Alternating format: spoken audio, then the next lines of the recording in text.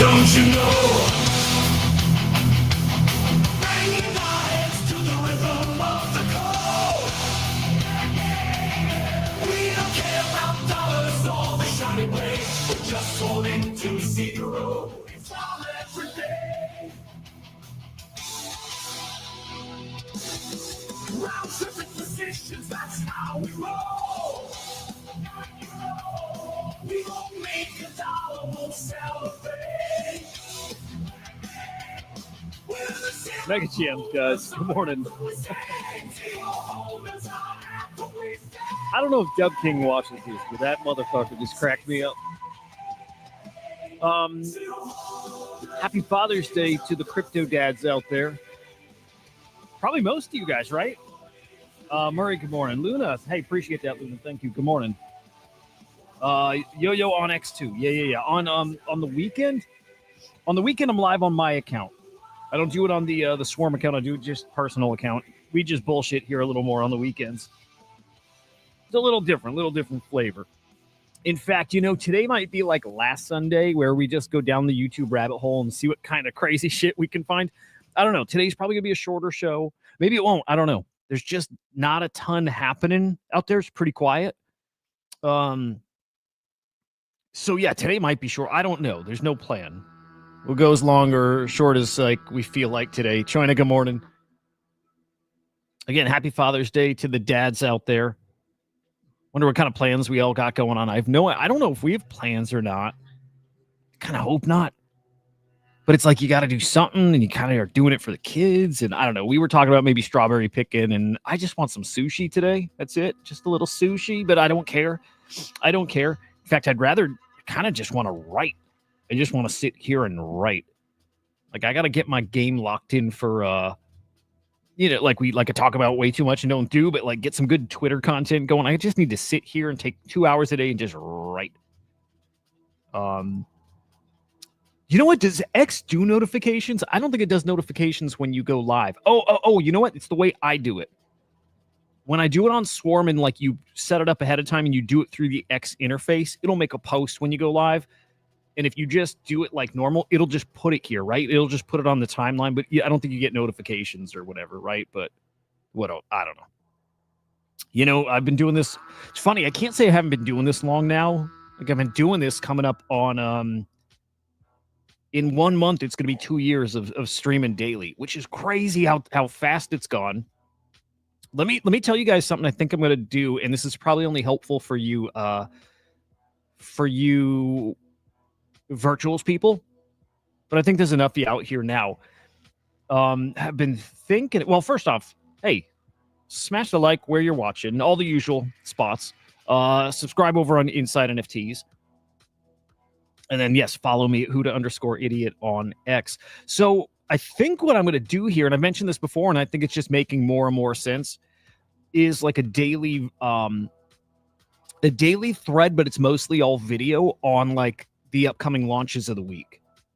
And so what I want to do is, like I put out a short yesterday, right? First off, we had the Stratos founder, Ithaca founder on Swarm Report, which was awesome. That dude's awesome. That product sounds awesome too.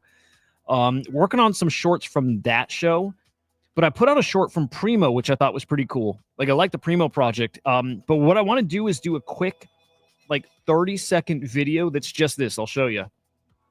And I want to do it for each project that's on the board. Okay. So what I want to do is like a quick, like paragraph on what's coming up for the day, what I'm interested in. I'll do like project by project, like how I'm ranking them and what I like about them and what concerns I have.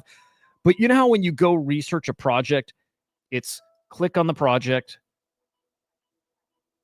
Okay, so it's click on the project, and it's read through the description, and it's click on each member of the team, and a quick peek at tokenomics, right? I think what I want to do is I do that, and I record it. And so I'd go project by project. I'm like, Stratos. Stratos is blah, blah, blah, blah, blah. Team members, or here's the accounts associated, and I just roll through the accounts, and then I wrap it by just saying my thoughts on it in like how, if I'm bullish or not on it. And ideally that's like I edited that, right? I chopped that. So that's like 30 seconds of here's the description, here's the accounts, here's my thoughts. 30 seconds, 45 seconds, and it's a video, right? And what I do is every day I make a thread of like the top 5, maybe top 10. I don't know what it is. Depends how long it takes. But that's what the daily like kind of content ends up being, is something like that. On top of the daily streams, right? But it's a daily breakdown of the day's launches or the week's launches. Something like that. I think that would actually be useful. And that's what I'm trying to think. I don't want to just put out stuff like everybody else is doing. I want to do something that's a little different and that's actually like useful, like value for people. What's up, Further On, dude? Good to see you, man. Thank you. Appreciate you, man. Dude, fucking war. I don't mean, like, war is awful. I have so much trouble reconciling that I love chaos and war is bad. You know what I mean? You know what I mean? It's fucking awful. I like the environment around. I like chaos, dude. What can I say? I don't know. I'm not rooting for war. I want it all over. You know what it is? Okay, I know what it is. What's up, Andrew? Good morning. I want us to be reset. I want to live out in the forest with you guys. Is that weird? I want to live in the forest with you guys. I do. I want us to be reset to nothing, like sticks and stones and fire and, you know, I want nothing that we have today. I always, maybe it's like subconsciously, like chaos makes it feel like we could get there. I don't know. But maybe we should dive into some of the war stuff. Its impact on crypto is less and less and less every time. Like I kind of can't believe, like, look, the shit between Israel and Iran, and it's obviously us too. I think it's barely started. Like what we saw, if the market shook it off, because it's like, okay, that was it, we're through it now. I think the worst of that's coming. Your guys' thoughts on that? I'm curious, but I think the worst of that's ahead of us still. Like I think we're head. Yeah, I don't know. That's a Spidey sense thing. Cato top hunt. Let's peek at that, dude. Maybe that's for like emerging or something. Let's peek. Once I cracked like the real deal Cato top 100. Not top emerging, but like top 100. Like it was on a weekend when it's slow, and that's the only time you can actually crack it if you're not like a big dude, like a big dude. Hang on. Yeah, I don't know where I'd even see that. So top yappers, no. Emerging, no. Where is that further on? Is that just like by like following? Because I don't see that anywhere.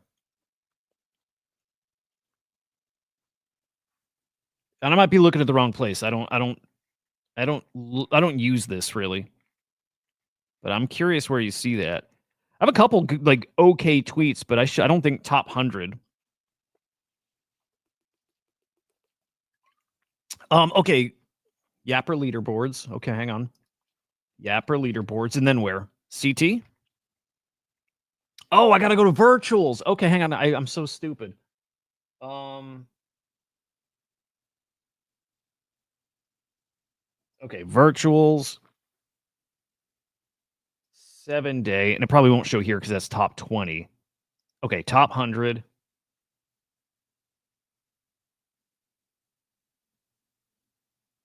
Probably near the bottom here, I'm going to guess. Let's see. That's cool, though. And dude, I got to be honest. I'm barely. Oh, there's our bro Cats. Hang on. Where is Cats? Cats is crushing. Hang on. I just saw Cats. There's Cats at 66. Dude is crushing. Okay, where might I be? It's got to be way lower. Hang on, we're going to find it. Oh, shit, I'm on 30. Okay, you're right. Damn, Cats is 33 on the 7-day. Okay, I'm definitely below him. He's getting really good traction.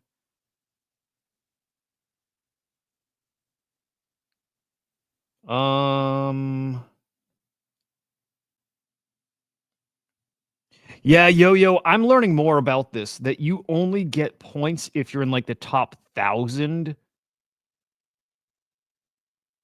It's something like that. It's kind of confusing. They do keep changing the rules. There I am. Okay, 72. Cool. I'm happy with that because I'm not even trying. I have got to get written content. If I get written content, I'm a good writer. I hate writing, but I'm a good writer. If I can get the writing thing actually going, I will cook on this thing. I know it. I just don't do it, and I need to. I'm just cheering for Cats right now. He's putting out really good content. There's not a ton of competition right now. The bigger this gets, the more there will be, which makes sense. But yeah, this is ripe to have. It's ripe to cook. So yeah, I do need to push. I need written content. I just don't know what that content is. I don't. Well, other than what I said before, it's do the thing I do, which is videos, and try to give some insights, alpha. But I need stuff that's written.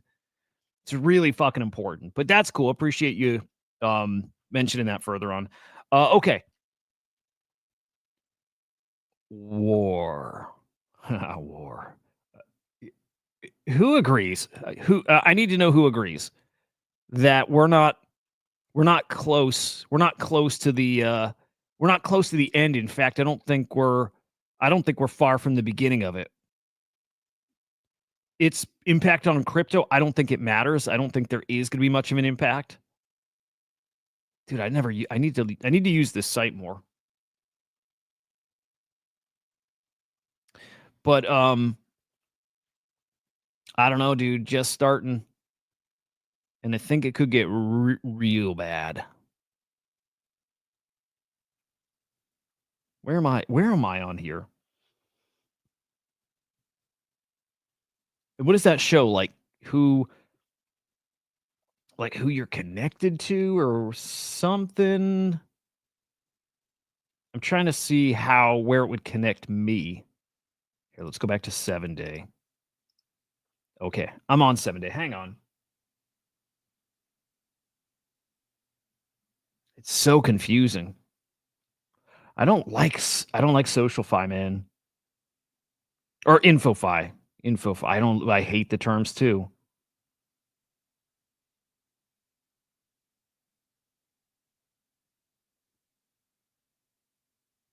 Whatever. I'm going to give up on this in a second here.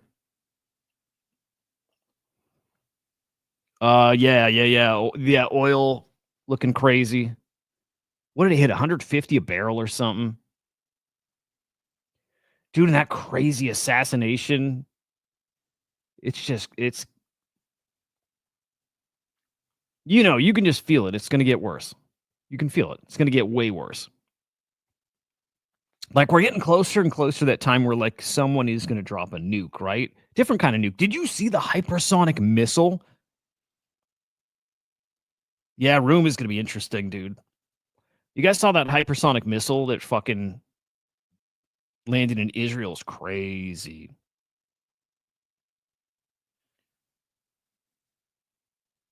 Try to find any X you used to tag before. I'm just going to get off this screen. It's so annoying. I really don't like InfoFi. I really don't like it. I am happy to get more yaps though. That I'm okay with. I should have staked my Kato too. I really should have. By the way, I'll drop my referral here in case anybody still isn't on here. I imagine everybody is at this point. There's that. Let me drop my virtuals referral too. We'll go through the board. We'll just check what's coming this week. There's some really good stuff coming, but like volume's way down.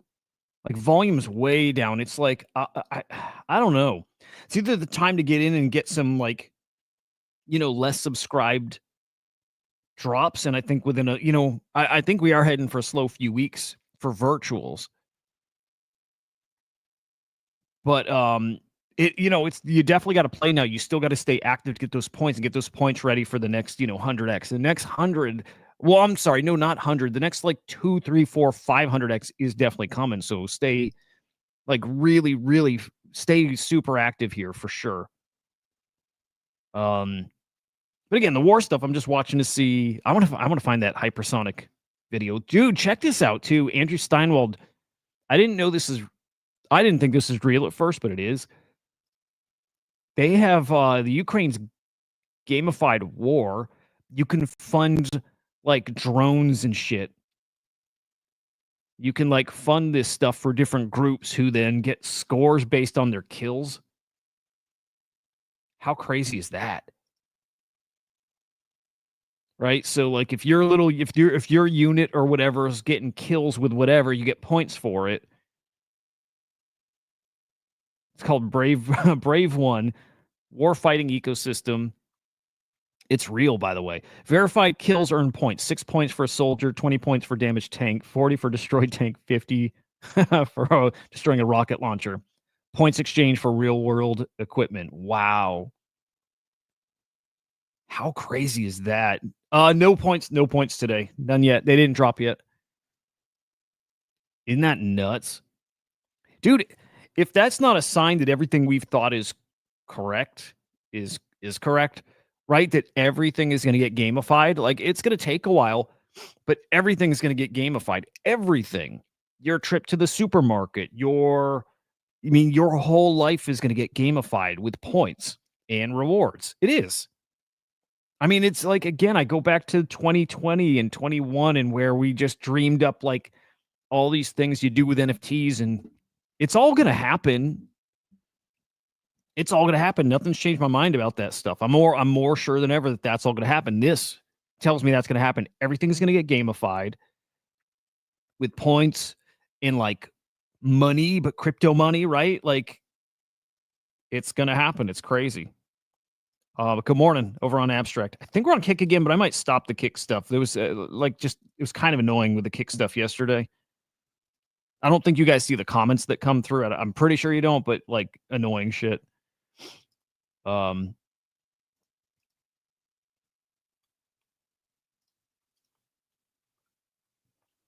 Dude, we were just talking about this maybe yesterday, maybe the day before or something, but like it's kind of sucks being doxxed, although, whatever.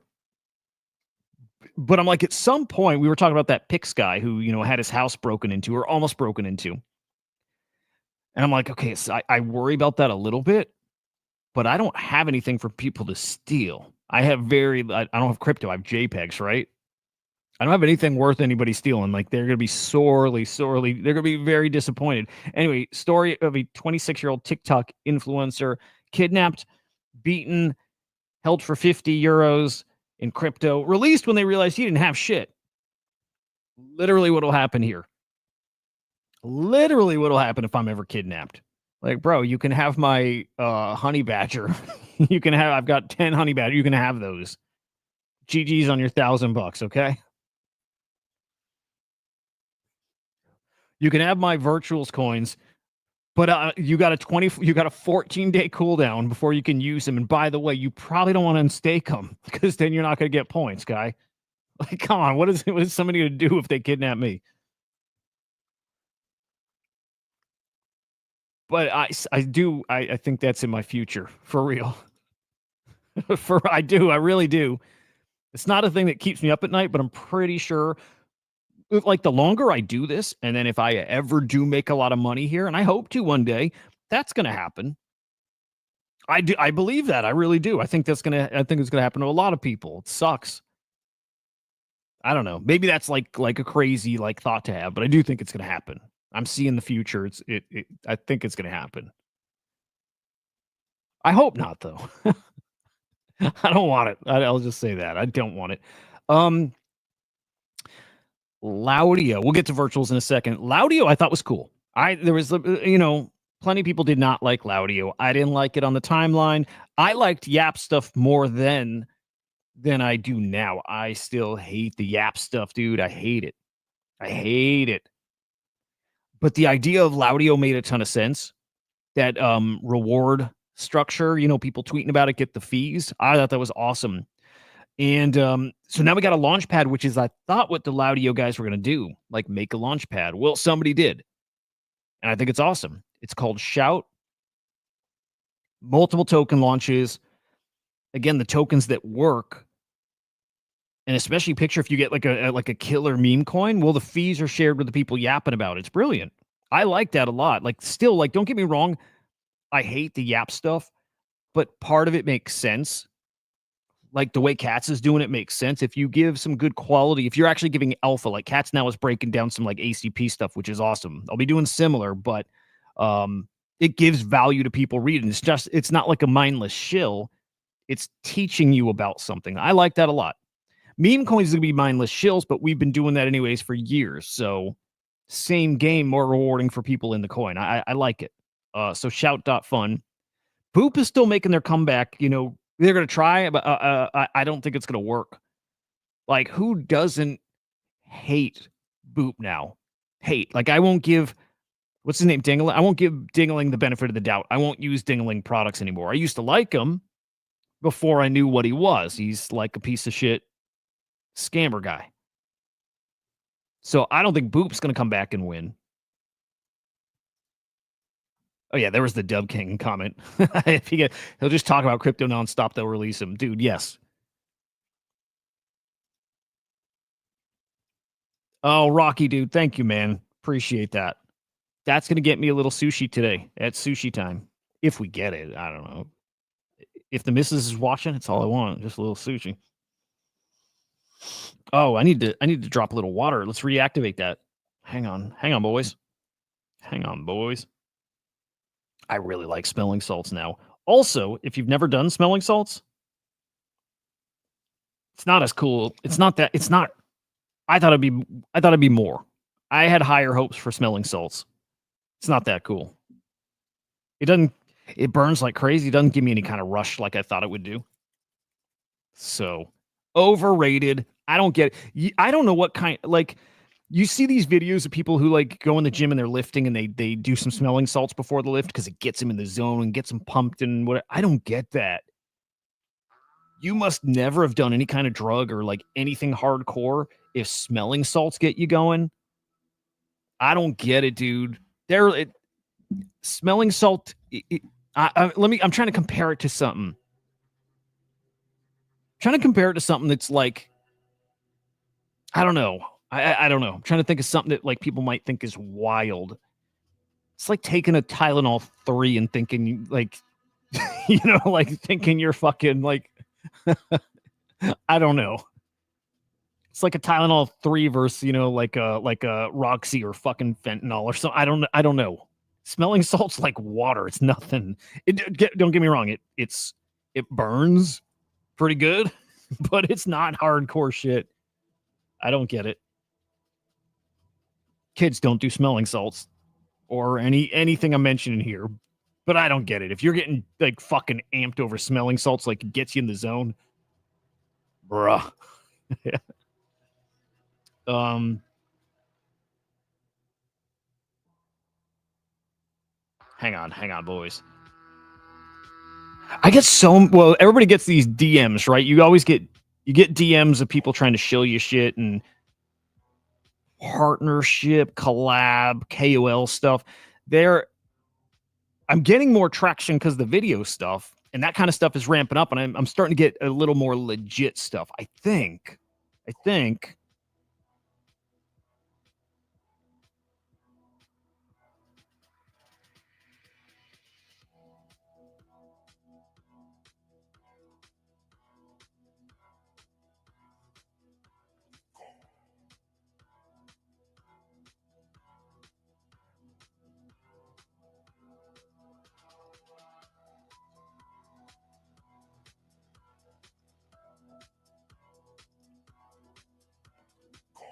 Um.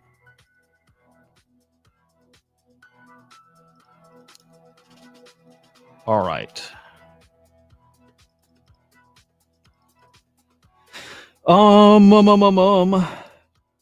Anyway, Shout looks cool.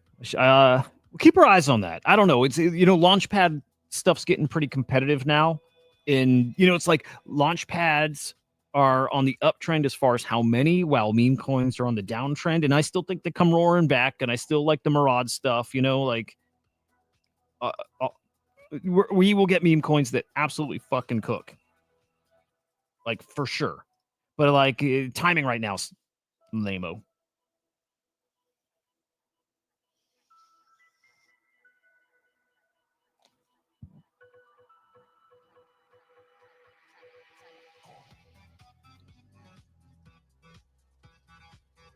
Stable coins are soon going to have their iPhone moment. Yeah, what does that mean? Oh, yeah, no, totally.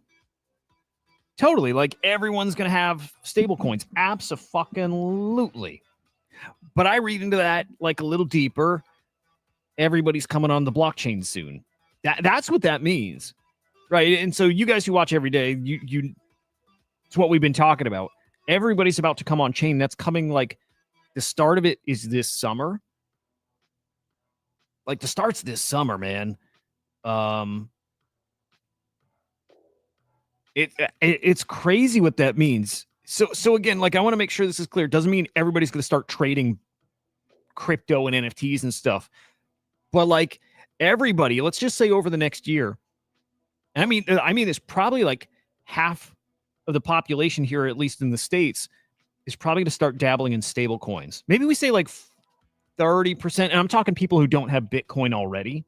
Like we're about to get millions more people on chain, like tens of millions more on chain through stable coins, and they'll get it through like, rewards or their bank. Okay, picture this. You got your money at your bank and you've got your checking account and you use your debit card. What if they also like one tie your US dollars in your bank account to like stable coins, right? Like you automatically have stable coins, and that just means you can go on chain and spend them. Something like that.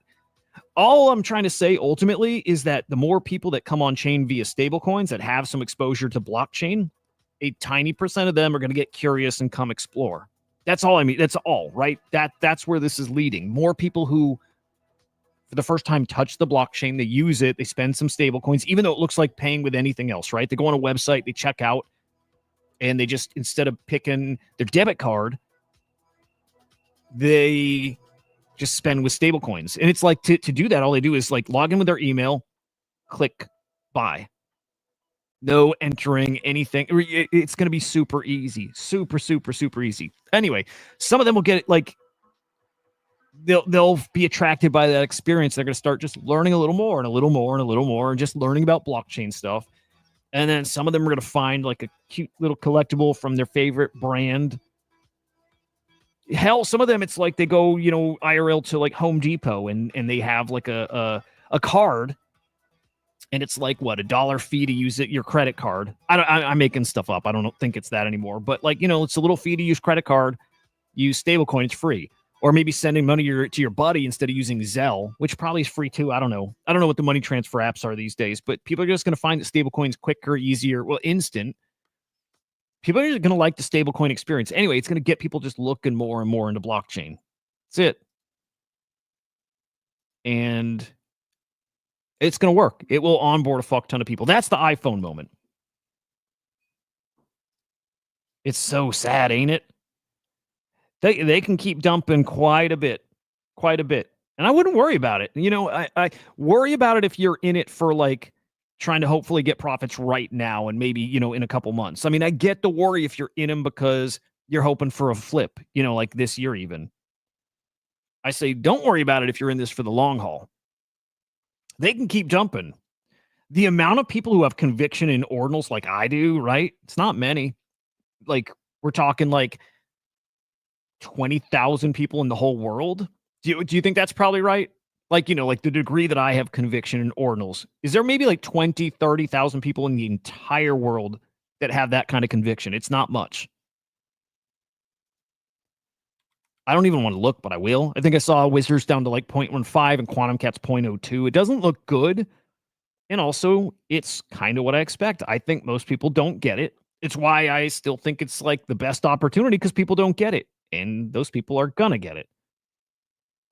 Quantum Cat actually up a little bit, but no, ultimately I get the point. Tiny. Yeah, right. Tiny. 200 mil total on ordinals. People don't get it. I get why they don't get it either. Born like in a bear market. Most people in the timeline here, let me find this tweet. Hope I can find it here. By the way, Stratos coming up in just like an hour, I think. Maybe it's live now. I definitely want to look at that. Is Stratos live now? If not now, really soon. Oh, by the way, I need to spend some points. I do. Okay, Stratos just opened 2 minutes ago. I got to spend some points today. This one looked decent too. I got to get some points going. I need to actually get some virtual here. Yeah, dude. Yes. Yeah. By the way, if you sell, this is a dumb question, I think. If you sell Iris, you're getting virtual on ETH, right? You're not getting on base. So I got to go stock up on some virtual. Like, you know, do you believe we top up on Bitcoin? I mean, I'm not a TA guy, but I bet my life. I would bet my life if there were a way to do it that we're about to hit all time high this summer. Still this summer, and I think maybe this week. My very big bet and my conviction and just my belief is we're about to do something really stupid in Bitcoin.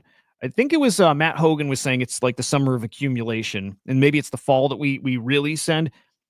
I don't think we've seen the best part of the run. We have not topped. I can't see it.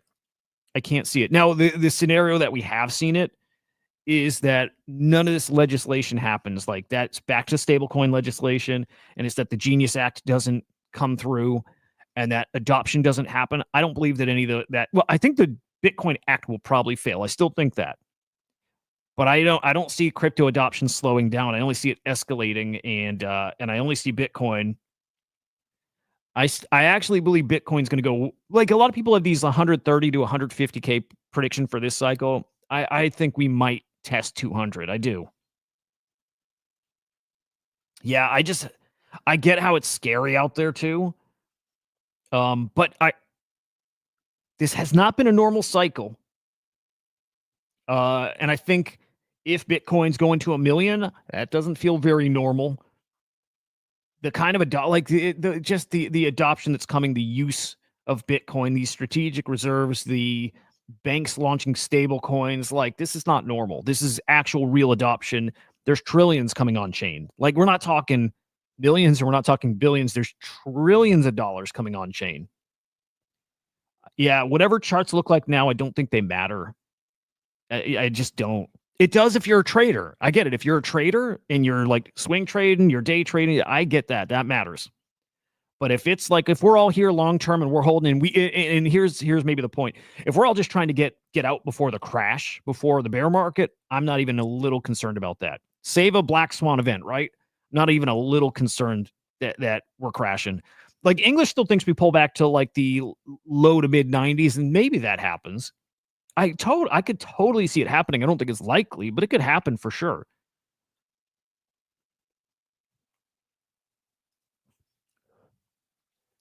Let me think. I bought my first crypto in 2016, so is that 2 cycles? Like I think 3 cycles. This is my 3rd cycle. I would say this is my 3rd. It's my 2nd cycle of paying very close attention. Back then, it was like buying it because it's going to be replacement money, and like I didn't understand it, right? Like I thought something like SIA. I thought it was a battle for what's the crypto that's going to become like new money. Right? I didn't get it. I didn't understand the tech at all. It took NFTs for me to actually dig in and understand the technology and be like, oh my God, now I get why people were so bullish before. But yeah, in 2016, I had my crypto all stolen. I had my Bittrex account hacked and lost all my crypto in 2017. And then I didn't pay attention to it till 2020 again because I was like devastated. And yeah, been around enough. I feel like I understand it well, but I understand it different because I don't come at it from the speculative side. I come in from I feel the shift, the technology. I feel what's coming. And it's nice to combine the two, understanding tech and understanding people. That was always my if there's a gift. It was understanding people and trends and that kind of thing. Always been good at that. So you put that together, tech and understanding, just how people are and how tech adoption happens and my experience is there. Oh, you know what? So God, just so you know, your experience is like everybody. It feels bad. You won't get better unless that happens. Some guys get lucky and they do so well their first time and they cash out and they played it perfect. That's very rare. I think you only learn to make big money if you go through what you went through, and I went through, and I bet you everybody else went through this too, that you were sitting on probably $1 million plus and you watched it evaporate to nothing. Again, I was there. My wallet was worth over $1 million. Probably, I mean, at the peak, maybe even double that. And I did cash out a lot. I've made, hundreds of thousands. It's been awesome. But you're doing it like everyone. The fact that you're worried is awesome. The fact that that's like in your mind, that you got to be safe and you want to time it and protect what you got now, you're doing the exact right thing. And again, most people have been there. And it is necessary. Some people say you got to be here 3 cycles. The first cycle, you get out too late, right? You round trip everything. The second cycle, you pull out too early and you miss the biggest, best part. And I do think that's what's coming here. And the third cycle is when you really cook. Yes. Oh, yeah, that hurt, right? That hurt. And that was tricky because you can't plan for it. I'm with you here. I rotated from ME to Pengu, and I'm happy about that, but both are down tremendously. They're, a lot of the best traders, when they get an airdrop, it's sell it, right? You hear this all the time, sell it. Lock it in. And that strategy absolutely works, man, because you can't plan for that. The Trump token's coming and sucking the liquidity out of everything. And then the Melania token comes and kills meme coins. I'll tell you, dude, I kind of like I do with my virtuals tokens when I stake them. Node Monks, OMB, set them and forget them for years. I hope you're able to do that, because I think that's what's going to pay off. I really do believe ordinals are going to be one of the... Here, I got to find the tweet, because again, I was looking at a tweet and it was people saying that we're never going to see 21 type NFT action again. And I couldn't disagree more. And I like being on the other side of these arguments. I like not being along with the crowd. Again, because I have a history of feeling the way this stuff is going to go. I might not be the best trader, but I'm usually right about metas, and I just am. And this is outside of crypto. It's always been this way. Again, it sounds silly, but from small bands that I know are going to be huge, huge, huge, that become that, and consoles or games, or it sounds silly, but I know what people like, and I know how things will catch, and I know ordinals.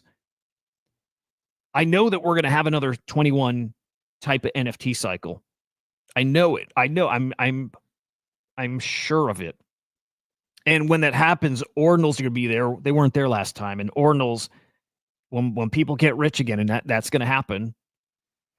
Yeah, I think ordinals are the one thing I'd rather have. I do think ordinals in general are like, they're the closest thing to CryptoPunks. So I know people hate hearing that and think it's ridiculous. That's fine. It's totally fine. I'll take any shit people want to throw my way. I get it. It does sound fucking crazy. It does. But I'm betting on crazy, because every so often things get crazy. I'm here for it. I got it, dude. I really want to find that tweet. And I wonder how I can find it at this point. But again, it's like it was from Beanie. I remember. Because doesn't make sense. ETH was 3.5 bill market cap, and Bitcoin. ETH with 3.5 bill market cap, and Bitcoin 200 bill. Hang on. I don't know if I'm reading that right. So let's look.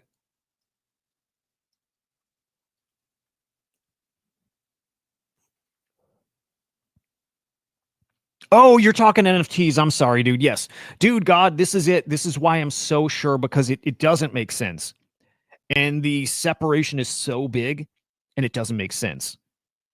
And you have NFT people who don't believe in it, right? I get what you're saying. NFT people don't believe in it. They believe in NFTs. They believe in collectibles. They believe that, but they can't, for some reason, wrap their head around collectibles on Bitcoin mattering. And so my thought, and this is a guess, I don't know if it plays out this way, but I do know it's a matter of time till they get it, when Bitcoin becomes like really digital gold, and like Bitcoin is this $1 million+ asset. My guess, though, purely a guess, 50-50, I don't know, but my guess, or how I hope it plays out, and I think it might, normies catch on to ordinals first, like celebrities, like a LeBron. I don't know who's the biggest celebrities these days anymore, like a LeBron James or whatever. Bitcoin's the flex, right? Bitcoin's a bigger flex than ETH, just the token itself. The biggest celebrities are going to go look for the coolest, fucking rarest, like biggest flex on Bitcoin as a JPEG, as a PFP. And that's all it takes. Normies, Bitcoin collectibles will make sense to people more than ETH collectibles and whatever. And then NFT people are going to capitulate. They'll be like, fuck. Like, it makes sense. I should, like, how the fuck did I not just get it? Everyone's mid-curving it. Everyone's mid-curving ordinals. And they don't need to. It's as simple as there is culture that's now born on Bitcoin, and there are collectibles, and they are rare, and they are on the most premium digital asset in the world. And I'm happy to be in a small group of people like you who happen to see that. And I think we're early. Like punks came out, 2017? They didn't explode till 21. It took years. Took years for that their significance to matter. Ordinals, same thing. It's going to take years for that to matter. Again, born in the bear market, people feel like we saw the heights of NFTs. We didn't see the heights of ordinals. We didn't. We never tested their heights. And still, like in a not NFT bull market, we saw how high they could go. Like 0.9 for a node monk. Wait till we get Euphoria. Again, this goes down that AI conversation, like UBI or universal high income or what. Like everything is changing. Everything is absolutely changing. Hearing that talking with Primo the other day and how these realtors are going to have these AI companions that will replace a lot of them if they don't actually use it for productivity. The AI replacing jobs thing it's not a maybe going to happen. It's definitely going to happen, and it'll create jobs. But either way, the whole job landscape is going to look very different. What are they? They're predicting like 20% of like these like entry level white collar jobs will be gone in like a year or two. It's coming. A major shift is coming in money, how we value shit. It's coming. It's going to get weird. And all of this to me drives people to ordinals. Again, that sounds crazy. It sounds like a leap. There's a lot more that goes into that, but I believe, dude, if I were liquid, if I had like $1 million right now and I'm comfortable in whatever, I would be buying so many fucking ordinals right now. I would be doing some crazy shit in ordinals. I think there's nothing out there with more upside than these. And it's not like nice 2-3x upside. No, I think it's stupid. I do think we're going to see some of these with 500,000 floor, that kind of stuff. Again, people laugh, but I believe it. Hey, good morning, man. Ed, good morning, man. Dude, I love your vibey, dude. Hey, who won the hoodie? I didn't see who won the hoodie vibey. I totally missed it. I'm assuming it's not me. I probably would have had pings, but I recommend any of the top dogs, Quantum Cats, Node Monks, Taproot Wizards, OMB, Puppets, any of them. But I think there's a level below them that's way cheaper that I think are absolutely phenomenal plays. I think Based Angels, cheaper, and have great upside. In that scenario where those things, some of these get to like $250,000, $500,000, maybe more, then a lot of these others are going to tens of thousands. So Based Angels is one of them. Honey Badger is definitely one of them, right? There's a few. There's a good handful out there that are much more affordable. Floriforms, I think, are going to be amazing. And in fact, I think Floriforms sooner rather than later, because I think the art meta is coming. Like we felt it, right? Art cycle's kind of coming. It's kind of here. Sense and Floriforms are both going to do really well. And they're much more affordable. But you guys know, like, I talk a lot about virtuals now, but there's nothing I have more conviction on than ordinals. Like nothing. CryptoPunks, crypto V1 punks included, conviction in those things, but this shit here. So it's a waiting game, and it's going to be probably a long waiting game. And I do think you'll have an opportunity to get out this cycle still. I think this is all going to cook. Like, Bitcoin's still 150K, 175K, maybe 200. Yeah, I'm aiming kind of high. It's going to get people feeling a kind of way, and just the way Bitcoin will be talked about at that point is going to be very different. And the euphoria in the ordinals is going to be there. It's coming. I would like my node monk now, by the way, to the person who owes me a node monk. And you might as well grab it now when it's pretty darn affordable, $3,000. Not saying they're cheap, but you know.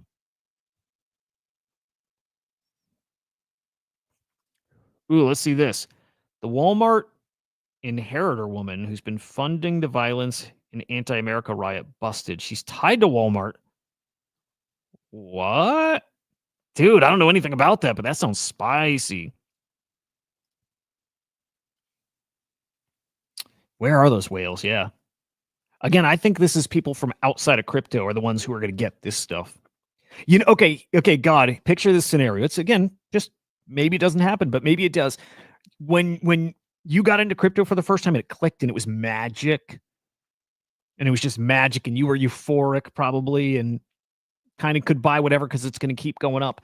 How many people are going to come to Bitcoin for the first time and make money and get euphoric and then discover that there's collectibles on Bitcoin and just spend stupid? Like they're not here. I do believe they're coming. I do, and in a big way.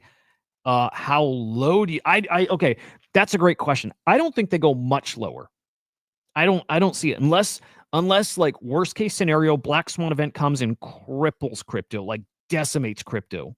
Which, by the way, in the bear market, I don't think we hit our true bottom. Like I still like somewhere in me, I still have this fear because prior cycles, when we hit the bear market, it felt like game over. It felt like a crypto's dead. It's not coming back. Like this didn't work.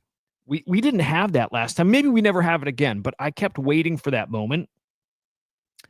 If something happens and decimates crypto and like none of the things, the adoption we believe is going to happen, that looks very much like it's going to happen. But if something happens where it looks like it's not, you know, people, you dump what you have that has some value, you get out before it's worth nothing. Could Quantum Cats drop to 0.01 and could Node Monks drop to 0.01? I have a really hard time seeing it this cycle. Like a really hard time seeing it. But maybe.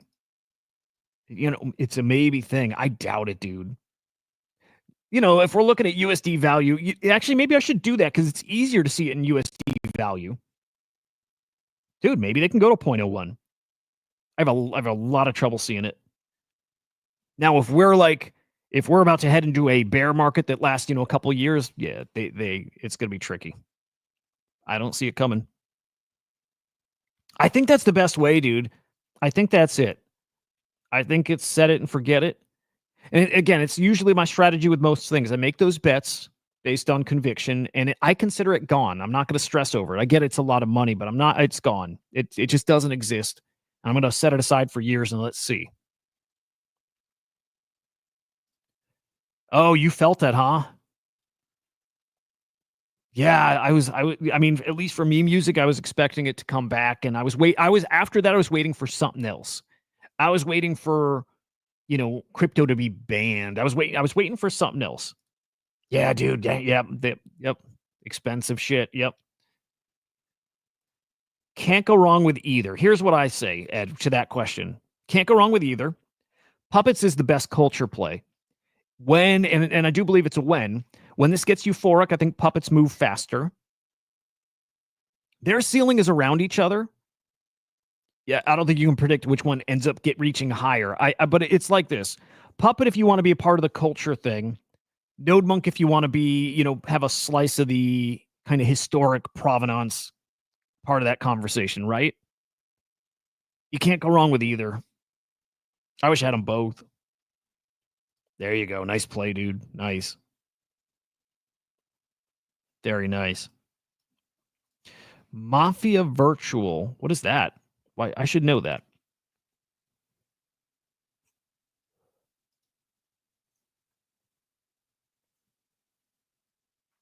Mafia.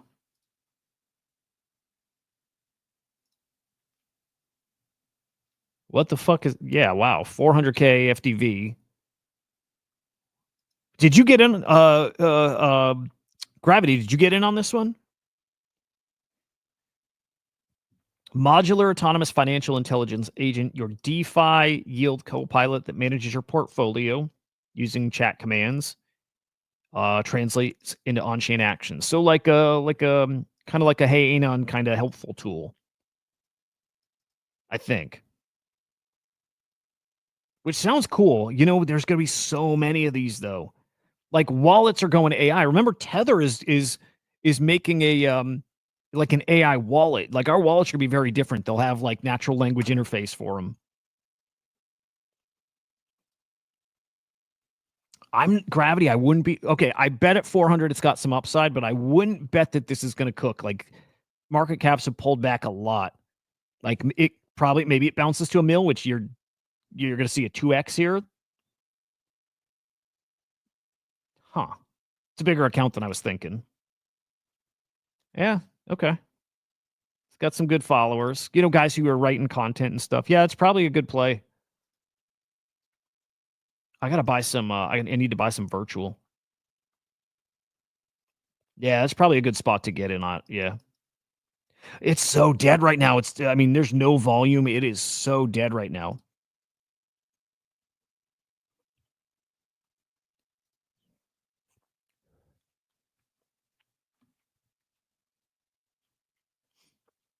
Yeah, I'm kind of there. Like cycles will always happen, but as far as a like Bitcoin just following so closely to 4-year cycle, no, not with the adoption that's coming, not with most people predicting $1 million Bitcoin. Like I don't think we have a. I don't think we move like we used to. Yeah, I think that's interesting. Yeah. What's Primo at too? Let's check Primo. I really like Primo. Let's check Babysitter as well. Let's check Iris. I really like Primo a lot. It's nice to see them at 2 mil. Like I think they were still under the radar a bit. I really like them. By the way, those guys were awesome. They were so cool to have on the show. Like really good guys, and I think really smart. And their angle is so different. I love it because the idea still was real estate agents use these AI agents, and all these agents plugged into ACP as well. So you got this cluster, this whole swarm of like thousands of realtor agents. And like, then, you know, somebody's shopping for a house. It's like, hey, you can talk to this agent right here. It's going to give you all the info you need. Like, I'm here as a human, I'm here for you. But in the meantime, while I'm busy, talk to this agent, knows everything I know. I think it's interesting. Baby properly hyped. The problem with Baby, okay, the problem with Baby is Baby relies on people using it, agents using it. If they don't go and if they don't do biz dev, it's funny, dude. Yeah. If if they don't do biz dev and make connections and make deals and get other agents using their security, then you know what? They need to get very active with their biz dev. They need to get in ACP clusters. They need to tell all these clusters how important they are. Without that, it doesn't have a future, but I believe they're doing that. So we'll see. Man, have a great day. Appreciate you hanging. I'm not sold on Room, although I like it, and it's so hyped. It's going to do very well. Room is going to do really, really well. Iris coming back a bit. I wish. Oh, you know what? I could probably trade for virtual and then bridge it. Yeah, I can bridge it right over. Okay, I might end up doing that. I'm going to take a little hit, but I need some virtual.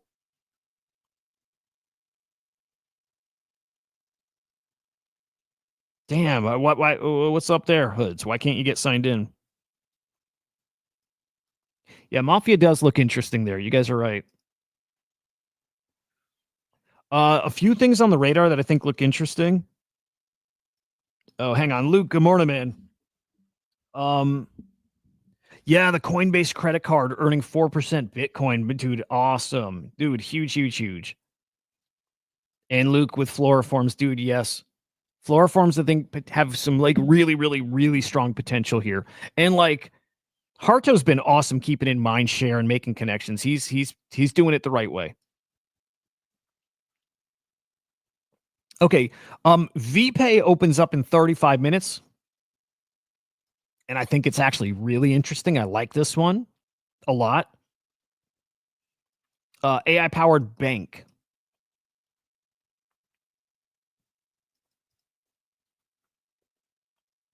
I like that a lot. Like, I do think there's going to be Well, I like it. I just like that idea. Who's behind it, by the way? Let's look at some of those founders.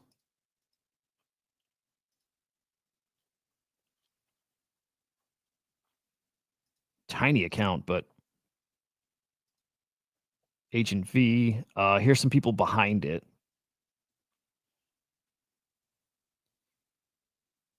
So we got some influencers behind it, which is good.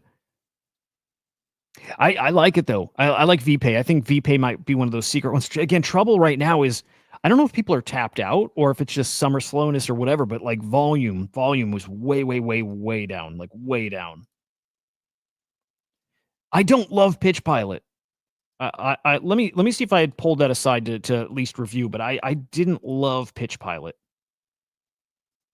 Let's peek at it. I went through this morning just like spot checked again and looking for ones that I either had missed or couldn't remember what they were. So I looked at Pitch Pilot. I didn't love it, but let me see why.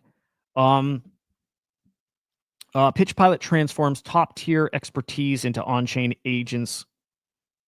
Pitch voice. Pitch voice calls with expert agents across your domain, available 24/7. Yeah, I'm not feeling this one at all. Unless there's like a big piece I'm missing. This didn't do anything for me.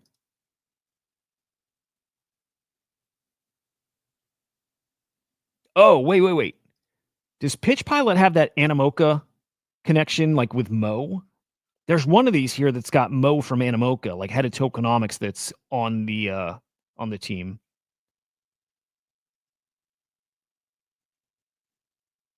I just don't like if I have this right that there's agents that are the experts that you're going to bounce ideas on. I don't think they're there yet. Could be wrong. I don't think they're there. I don't love Pitch Pilot. Might be way wrong. I'll do a little more digging into that. Angel and Polygon, Rec Brands, Mira. So really good founder or investor. I mean, it's his. He's building it. That's pretty interesting. Okay, I'm not bearish on Pitch Pilot. I'm not sure I'm going in. Then again, I have to go spend some points. I've got to. Pitch Pilot, huh? Okay. Well, I'm. Oh, Punks is following Zeneca. Okay. Well, I'm going to change my mind here. Yeah, I'm changing my mind right now. Pitch Pilot, all in. Funny, dude. Just the description alone didn't do it for me. Now seeing the connections there, yeah.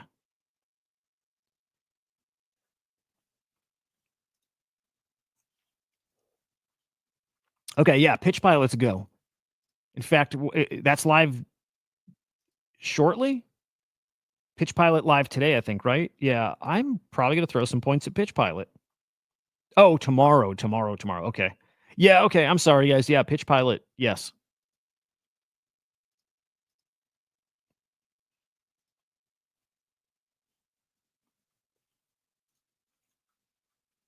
It's a yes. Sentry's coming up tomorrow. There's a lot tomorrow. Sentry's coming up. Backroom is in 2 days. Again, Backroom is interesting.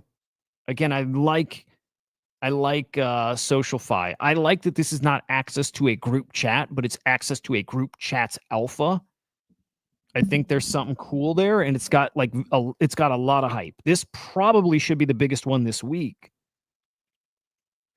Okay, here's a secret one that I think might be a cook. It will complete. It will do well. Have you guys seen Legend? Yeah, I'm with you too. It's like I don't like it. I don't know. Hey, over on Kick GMs, I am fucking great. Hope you are too. Yeah, that one also. People are out of points. That could be, but man, well, let's check. I don't know if they are. Let's see how many points are in circulation. Yeah, no, we're at an all-time high with points. 7.4 bill. Oh, no, I'm sorry. Let's go in circulation. 1 point. Dude, holy shit. This was 2.4. This was 2.6 ahead of Iris. We got 300 mil points distributed 2 days ago. We're going to see what's out today, but yes, we are low on points. Yes. 1.7 bill. We lost over 1 billion points through Iris.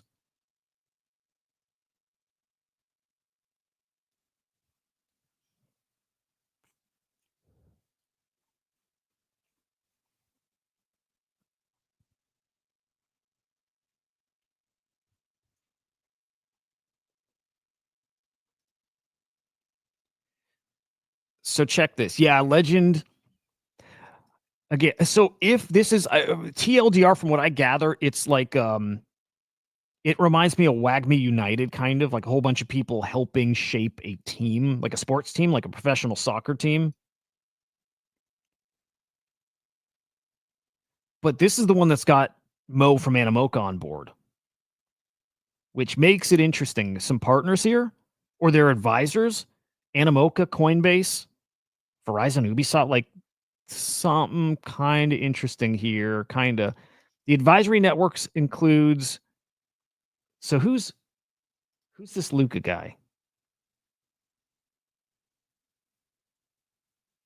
Yeah, I can't. I don't know my LinkedIn password anymore. Oh, the former chief revenue officer from Inter Milan and the former CMO of AS Roma. Mo, there's Mo, head of tokenomics at Animoca, who has also been helping us with some of our stuff here too. Mo's awesome. Mo's actually had Mo on the show before. He's a great guy. Additional advisors will be revealed in the coming months. There again, Animoca, Coinbase, Delphi Ventures. It's interesting. Again, I don't think I love the product, but it's got enough advisors, backers, whatever. This should do well. That's in 3 days. There's a lot of good stuff coming, man. Right? Yeah.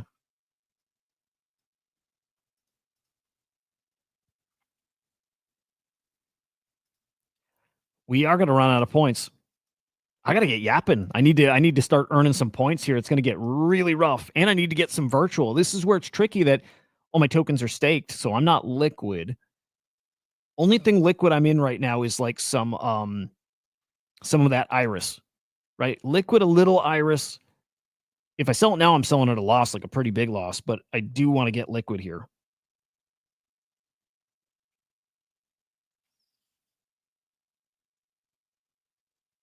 It's a good spot to be in, to be honest. It's just so fucking much. There's so much to bet on here. So again, upcoming. Okay, yes. Now Pitch Pilot, I think, is interesting. Backroom is going to cook Sentry. There's a lot. Pitch Pilot, Sentry, Backroom, Legend. We got Stratos today. I think VPay still is pretty interesting. Um, Savra, I think, looked really good too. There's a lot of great plays. And now I'm just thinking through how to play. And by the way, I do think Lily's going to be awesome here. I think Lily's going to do very well. So how do we play this if you can't sell? Oh, dude, good shit. Those got to almost like what, 0.4, 0.5? Those X figures are awesome. Yeah, Lily's going to be really spicy, I think. Like really spicy. I don't see how crypto continues with the current relationship Bitcoin carries the rest of crypto.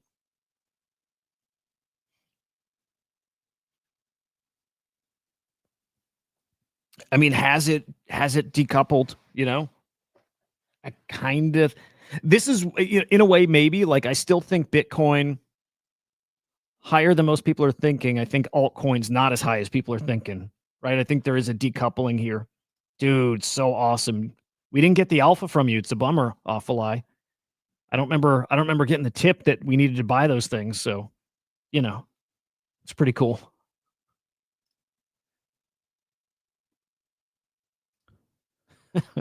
Don't worry, we're about to go down the YouTube rabbit hole. Get to some like old man boner videos soon. Don't worry.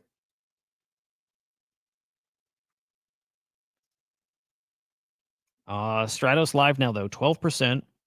What's up, Zeesh? Good morning.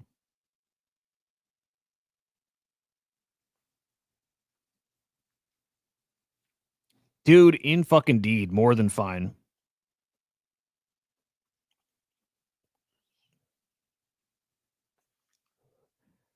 Um, I'm gonna keep my eye on this though. I'm curious You know, we're what, 40 minutes in, 12%. I wonder if there's so much good stuff coming up that there's a chance that something great like Stratos doesn't complete. I don't think it plays that way.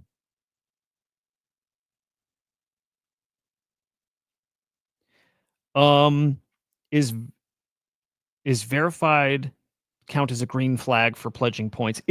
All it means is that like the team has met with virtuals and that they know it's not just a full on. Well, okay, no, I was going to say they know it's not a rug. Virtual is very clear. Doesn't mean it's not a rug. It just means that they have met the team. It's not a no. It's not a complete anon, but it's not going to stop people from rugging. We're just about there. Backroom, no, let's do Backroom real quick. There's some good threads too. Let me go see if I can find Backroom. Again, this is another Yap farm bullshit, topic. But your TLDR on Backroom is it's coming from some builders that got a lot of hypey stuff over on Blast. Network, it's Off-Light. It's on Base, but also newly also on Ethereum. 2 launches on Ethereum, just mostly on Base. But Backroom, okay, here's what Backroom is. Picture Friendtech. Picture, gated group chats. But instead of you buying access to be in that group chat, you're buying access to a stream of info from that group chat. So let's play fantasy. We are all the best alpha group in all of crypto. We're the best alpha in crypto here. We are fucking always on top of stuff, and we're excellent traders and just everything. We got insider info. People can buy access to our group, but not to come chat with us. There's an AI agent or an AI powered like backend that's going to take our signals. It's going to look through our chat. The AI is going to read our chat room, and it's going to create a feed of like alpha and signals and topics that people can read. So they can read our alpha, but they don't get to participate in our chat. That is interesting to me. Like if Tyler and ICO Beast and Stats and like, the big whales out there have a chat room where you get to pay to not be in their chat room, but you get to pay to see their alpha. It's pretty cool. Only thing is I think it's all bullshit.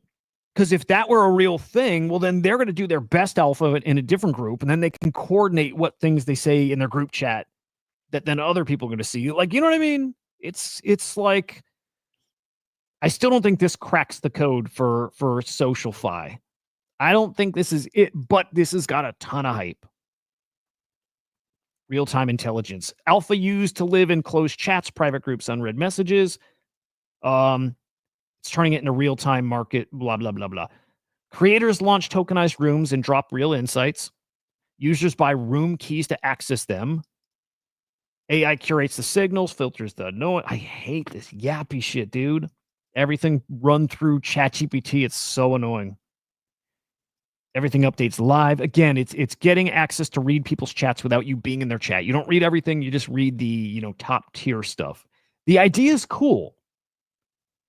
But again, you're getting like, at that point, it's kind of still secondhand or it's late because the real alpha will always be in private. So is this cool? Is this a step further with SocialFi? Like a step better? Like a better iteration? Yeah, I kind of think so. And with guys who got the hypey shit on Black, like I think this will do well. I think it'll be a pretty hot one. Especially if the market starts cooking. Like if we cook this week, if Bitcoin starts racing back up to, 108, 9, 10K, this could really, really cook. It really could cook. Now, is this the next thing? I think we don't hear of this again in a year. In probably 6 months, I don't think anybody's talking about Backroom. What's weird is like Primo. Like the best products that have real utility and all that shit, man. Same might apply where nobody's going to be talking about it, but I think Primo has like a real future. Like I think Primo's got like a future that could be like years. Like they have a real fucking idea. Not like a kind of meta of the moment thing. Like Primo's got a real fucking thing. So Primo's interesting to me. Backroom is interesting because of the hype, but I'm not a believer in the product. But yeah, if you want to do this to make money, it's one to watch for sure.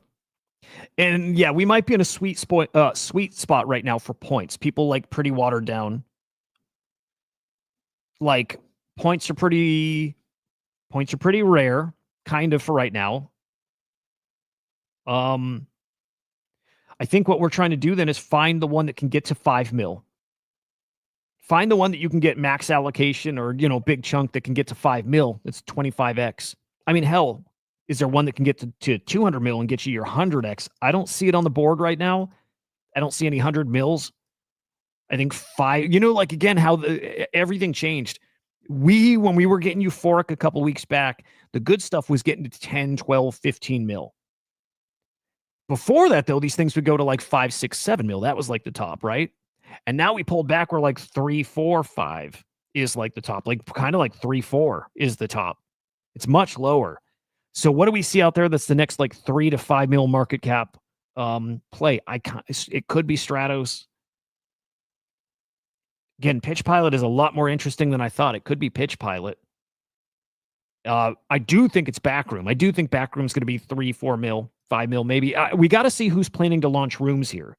And I don't know if we have that info yet, but Backroom, I think, is the one. Only thing is, all points are going to that one. Out of everything on the board right now, I think Backroom is where it's going. And then Legend is big old X factor. I think Legend is interesting. Savra, again, interesting. Savra is going to have some hype in the end. After I heard who they're going to be kind of getting some advising and partnership with, this will get some hype.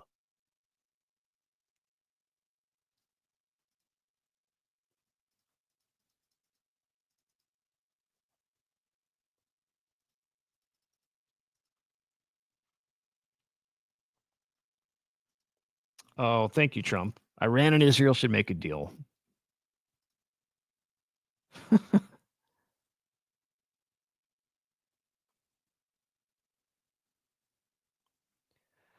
Okay. Bitcoin buy from Sailor tomorrow, or actually today. He'll do it Sunday. He'll do it tonight.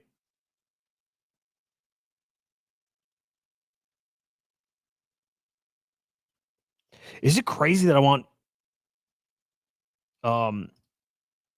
interest? Yeah, dude, maybe Meta right now. There's a lot of really decent stuff. For me, no. Well, let's look at that one. Let's look. 16 minutes to go. I think there's too many of these now. These signal platforms and trading platforms. Future integration, with the autonomous hedge fund. I don't know that they're well. You know what? DGen 8 backing them or advising is good. Just because they say this stuff, though, I don't know if it's true. Like future integration, I think everybody can say that because every agent can be integrated in an ACP, so everybody could say that. Man, I got to get some virtual really quick. Let me see if I go max here. Okay, let's do some numbers. 43, and if this gets to 3 mil, we're going times 15. So I mean, in theory, I could turn like $80 into like 1,200 on this. This is again if this gets to like a 2 mil market cap or hang on 3 mil market. Yeah, I'm not seeing the huge plays right now. I think right now is what I think it is right now. I think it's play all of these. I think it's play everything, like points into everything. Spend a little virtual, stake them, and keep the point grind going for when these market caps come up. We're going to find that out soon. You're right, Zeesh. Primo did good. Yeah. I think Primo's so legit too. But yeah, ACP is a buzzword. It won't be when we see it actually in action and making money and these things actually work. It isn't if they work. I think they're going to work.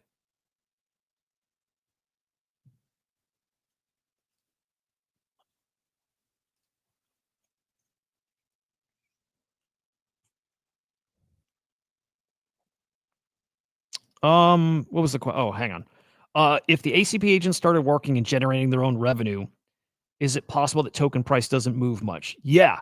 So, dude, here's what we need to figure out still, and we don't have our answer. The agents transact using virtual, not their native tokens. So it's like, what part of that moves the token prices, of the agents? And I can't tell you here. I don't have the answer. What I can tell you is that Virtuals is saying there is something. There is something that's going to benefit these agents specifically. Now, like Whack, I think it's Whack, from the Quill AI or Quali, whatever they're called. They got their token coming soon. They're in ACP. They're right there with us. Swarm, AIXBT, Axelrod, this Quali, whatever. I don't mean whatever like is nothing, but I just can't remember their name. There were some threads posted that made it sound like agent tokens are going to be staked, and then that's their like slashing mechanism to like verify they're putting out good info. I don't know if that's true. I'm not sure if it's true. Thank you. You want to come say hi? Oh. So I don't know, but what I do know for sure is the Virtuals team is saying there definitely is something that is very good for agent tokens. So we just don't know yet. We're just guessing right now. Nobody knows except the Virtual team, and they've said that there definitely is something. So we'll see what that is. But it's not just them interacting. Again, they're paying each other in virtual to transact.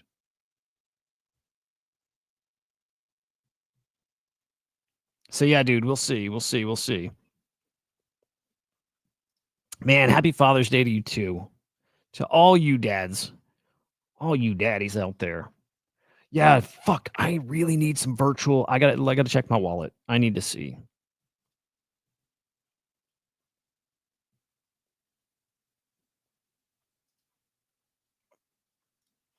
Do I have fuck?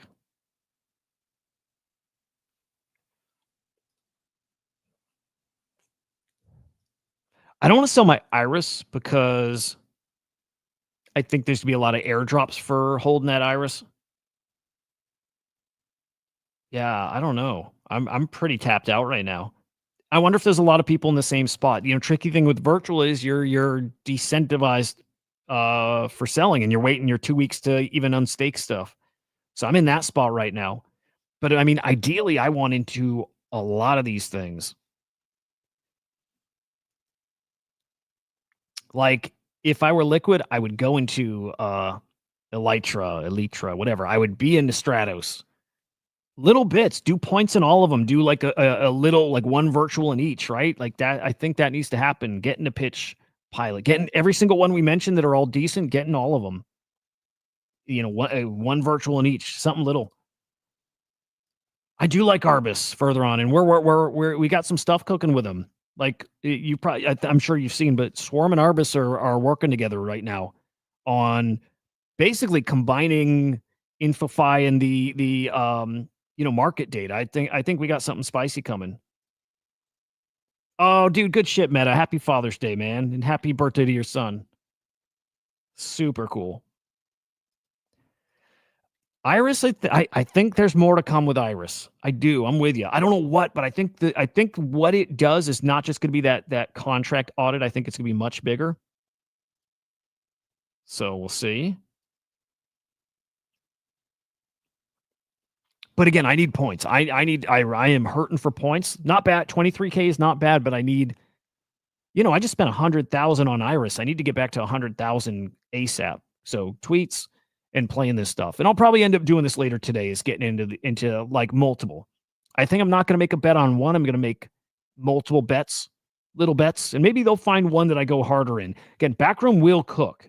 Backroom is probably going to be 5-6 mil.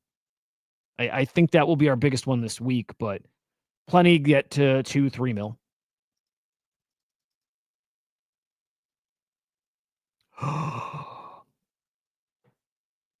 Oh, all right. This is what. Yeah. Okay. First off, I'm gonna find the hypersonic missile video because that was cool as fuck. War's not cool, by the way.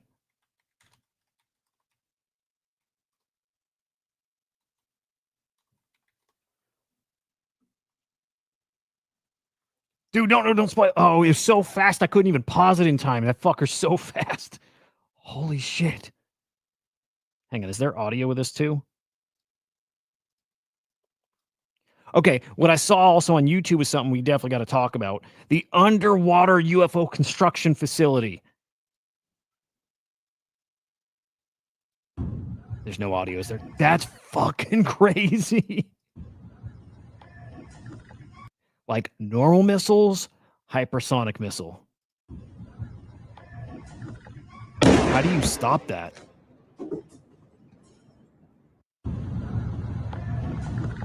That is fucking bonkers. How much allocation? I think I got like 29,000 tokens, so it wasn't crazy. You know, let me think. I think it took like 3.5 virtual, and that turned into, at its peak, it was like $2,000.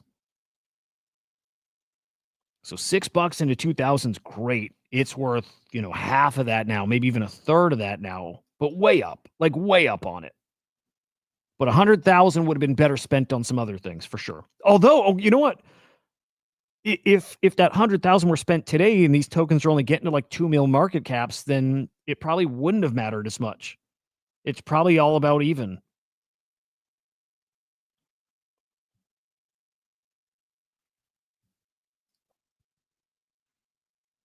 How long should we get these like hypersonic drones and shit too? This stuff is going to escalate so much more.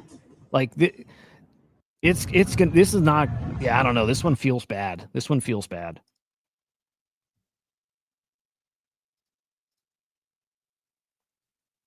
Guys, the 4chan was. This guy's awesome, by the way. I like him.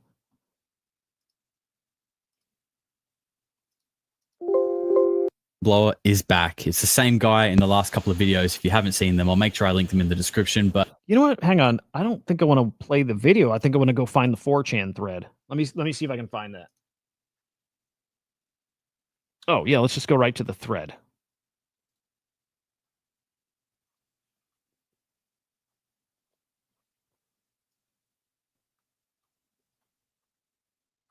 Is this new? From the 12th. So 3 days old. Oh my God. Did you think we'd be doing 4chan crazy shit here? Well, we are. Can't wait, dude. Can't wait. All right. This feels like a continuation too.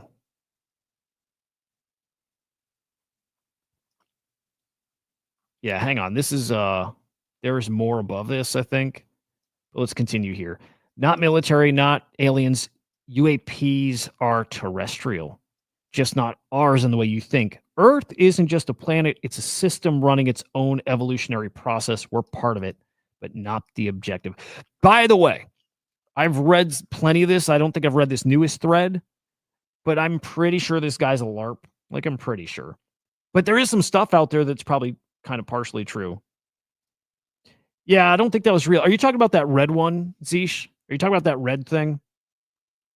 So that, like, you could see the sunset in the background and then there was a big red sun.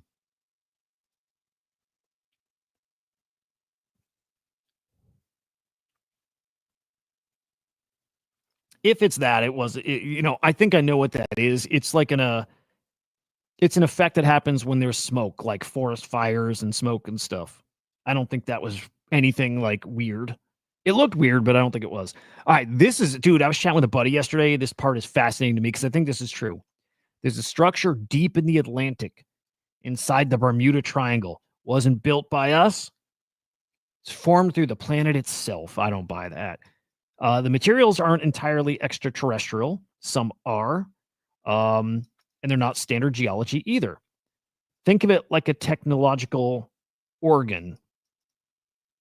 There's a second structure on the other side of the planet under the Indian Ocean. Interesting. UAPs use both locations. They're not visiting Earth, they're using it. This is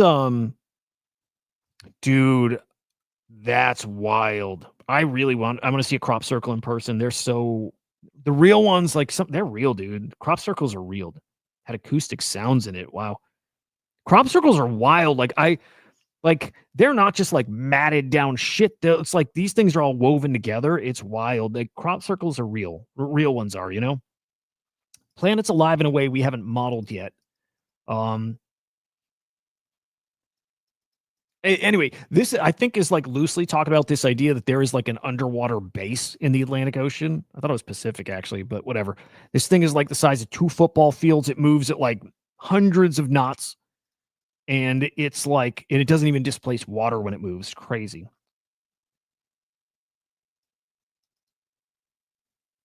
All right, let's get some answers.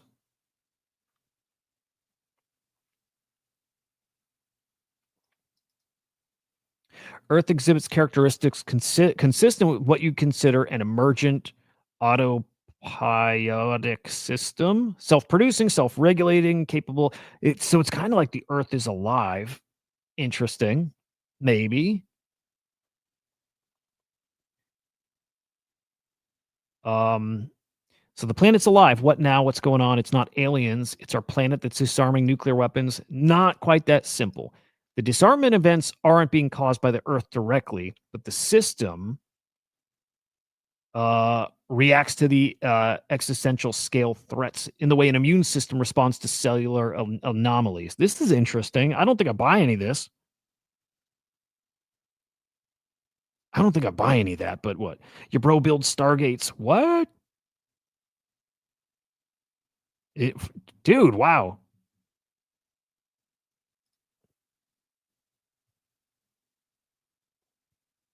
Dude, that's wild.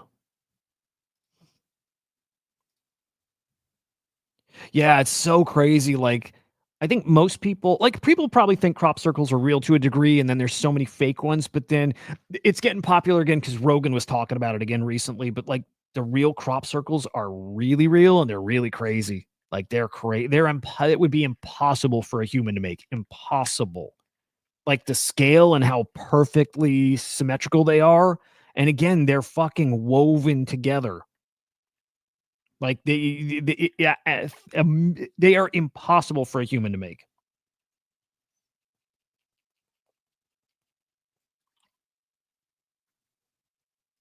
Um, Here, I want some good shit here.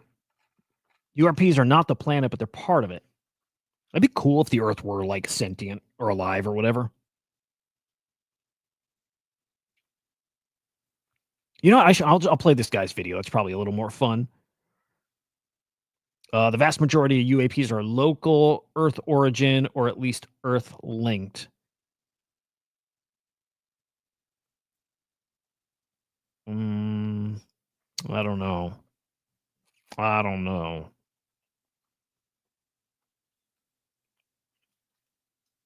We believe crafts carry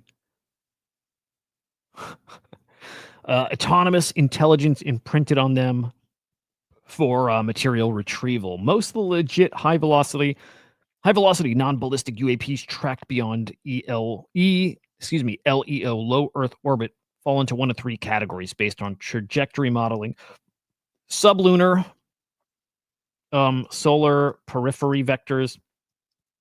This all sounds like a LARP, to be honest. And again, this guy who writes, I think, is LARPy. When any of these guys write Christ is King and this guy's done it before, it comes across as super LARPy, like just typical 4chan troll.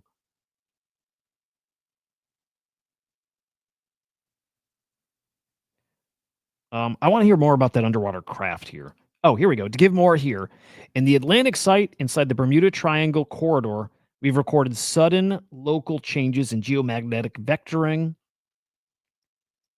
essentially compass drift that predicts solar activity minutes in advance, not natural. The Indian Ocean site is quieter but deeper. During a 1996 Russian Indian bathymetric scan, I don't know.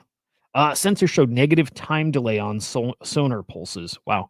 The signal returned before it should have. Interesting. That data was classified. Wow, that's kind of cool. Why does it look designed? Because it behaves predictively, not reactively. The formations don't just exist, they actively respond, and only to very specific thresholds of energy, mass movement, or electromagnetic conditions. We've triggered responses using pulsed ELF bursts. The return signals weren't noisy, they had structured, encoded phase shifts patterns. Again, this person is typing like a LARPer. You kind of get a feel for that stuff. Yo, Meta, I hope we could do that one day. I hope we could do that one day. I think that'd be awesome. In fact, I think that's what we got to plan in as our first group get together. Is very much a spiritual kind of night, if you know what I'm saying. It's yeah, dude. It's important to do that stuff. To be honest, I've been telling my wife it's time to it's time to do that. It's time to go deep. Um,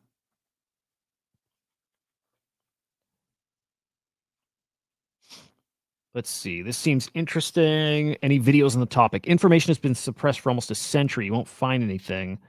I will also try to reverse my verbiage from now on, so technical details will be reduced in an effort to not misinform.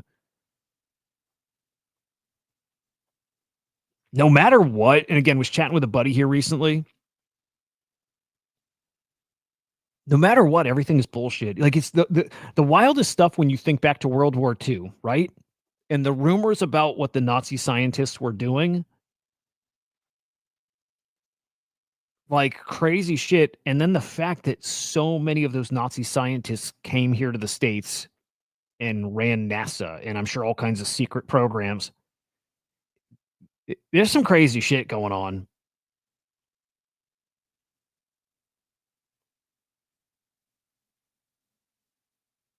Oh, dude, I love him. He's awesome. Mushroom Hat Man's great. Dude, you know what I listened to last night? It was a blast. I love this guy. Let me show and actually um here, let me see if I can find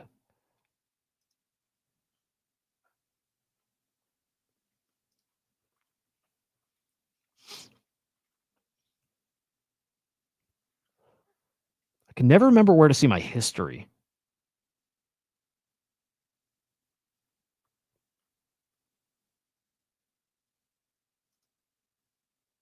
Um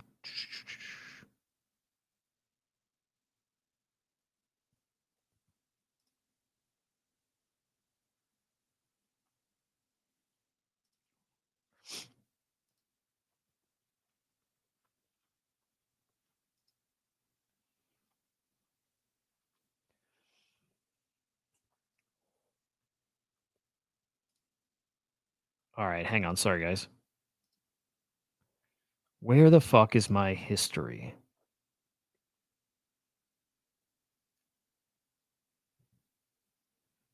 So fucking hard to find. Hang on. Oh, yeah, here we go.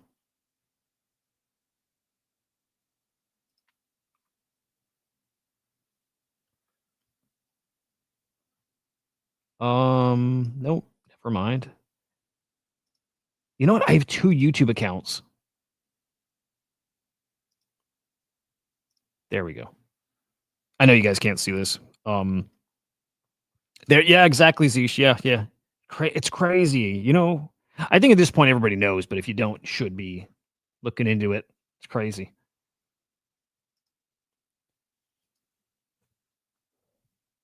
Okay, sorry, almost there.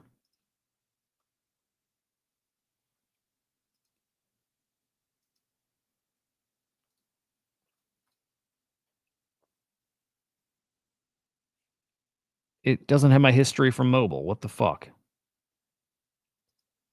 Eh, Whatever.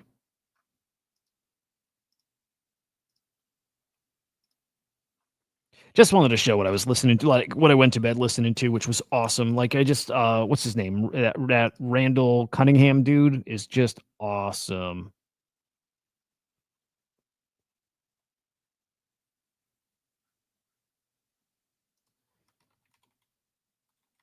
Is it Carlson? It's Carlson. Yeah, yeah. This dude is so great. I know we talked about him last week. He does like a maybe he does it on another channel too, but he's got like a live stream he does. And so actually maybe was it this? He had like a good sit down interview. Actually, it was about the moon. Dude, the moon stuff was wild. Are you talking Carlson or Stamens?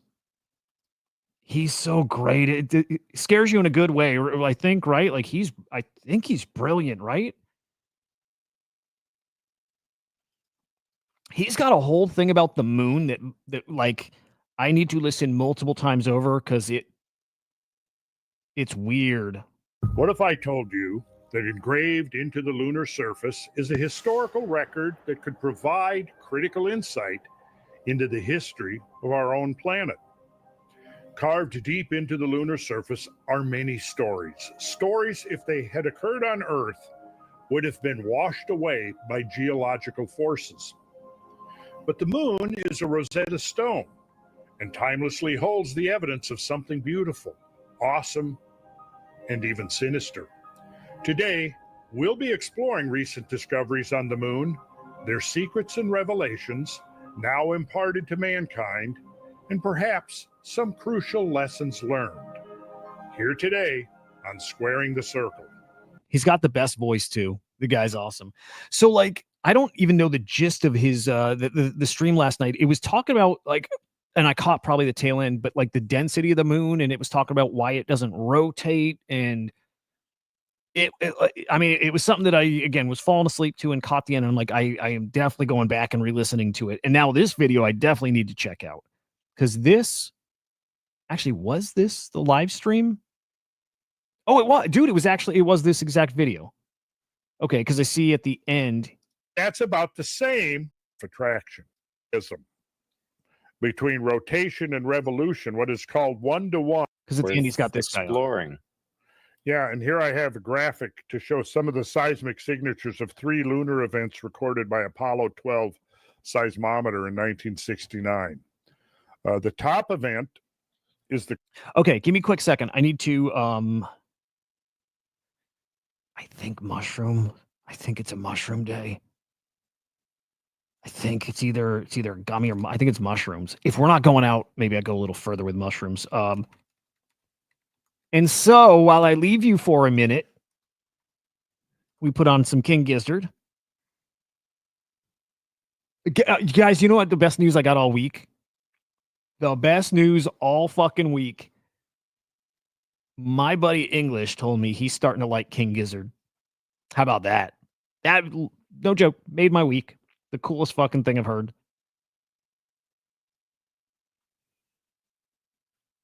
I might see, this is what sucks, English. I might have to. Because it's like the day ain't about me, it's about them. So I think I have to. And I don't want to, dude. I don't want to.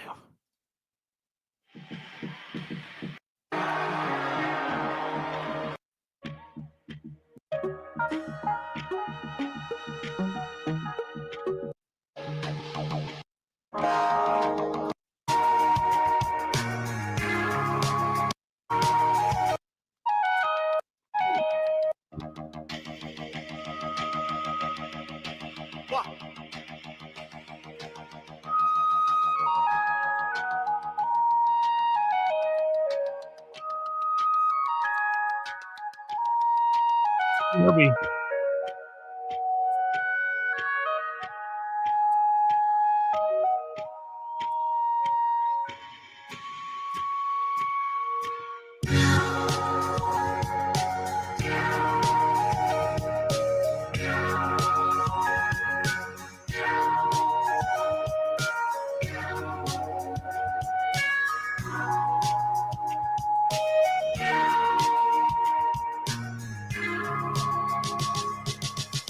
Look past the dying trees,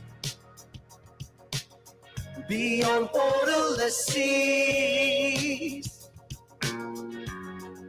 Top the horizon, chase me to the sun. I give my word that it's there, Magenta Mountain.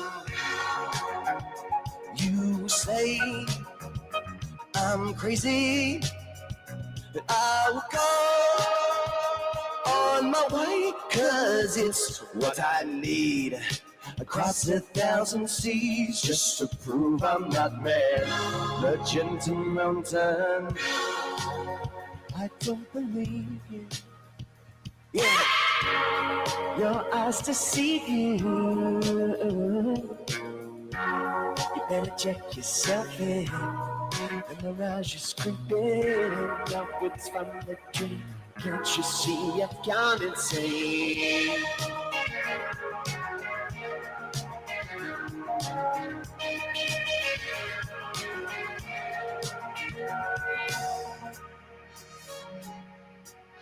Best band on Earth. I pack my bag. There's some steps you made. And a bird with no head. Land on a floating bed. I rub my eyes. What am I saying? There's nothing there.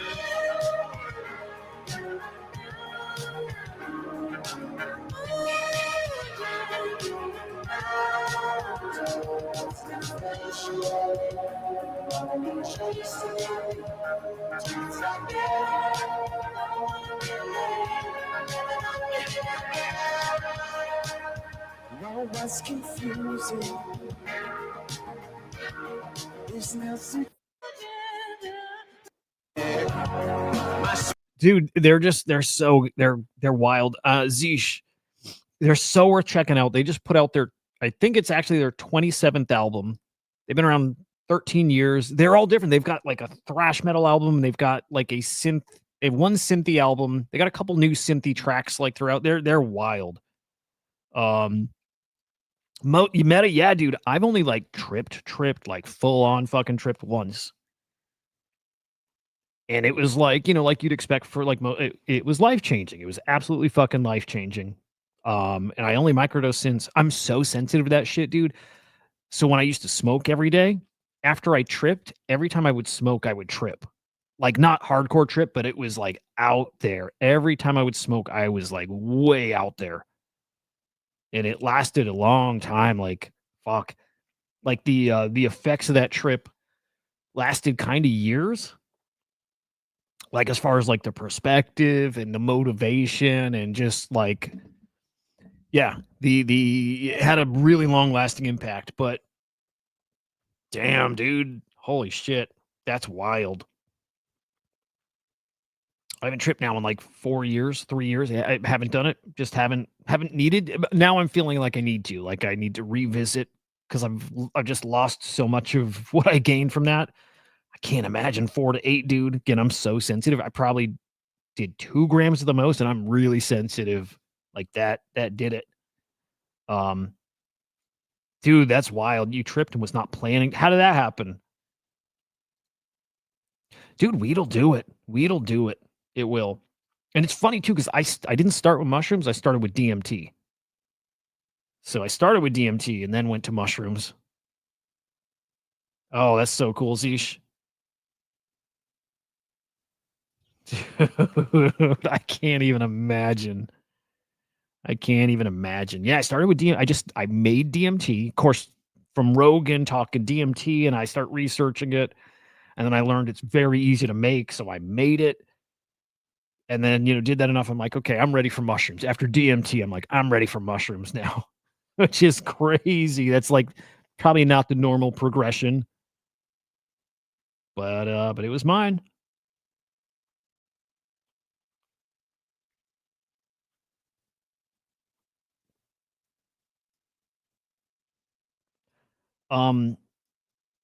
Started going back to the down the beatboxing rabbit hole, man. These guys are getting better and better and fucking better. It's wild shit. Oh, you know what?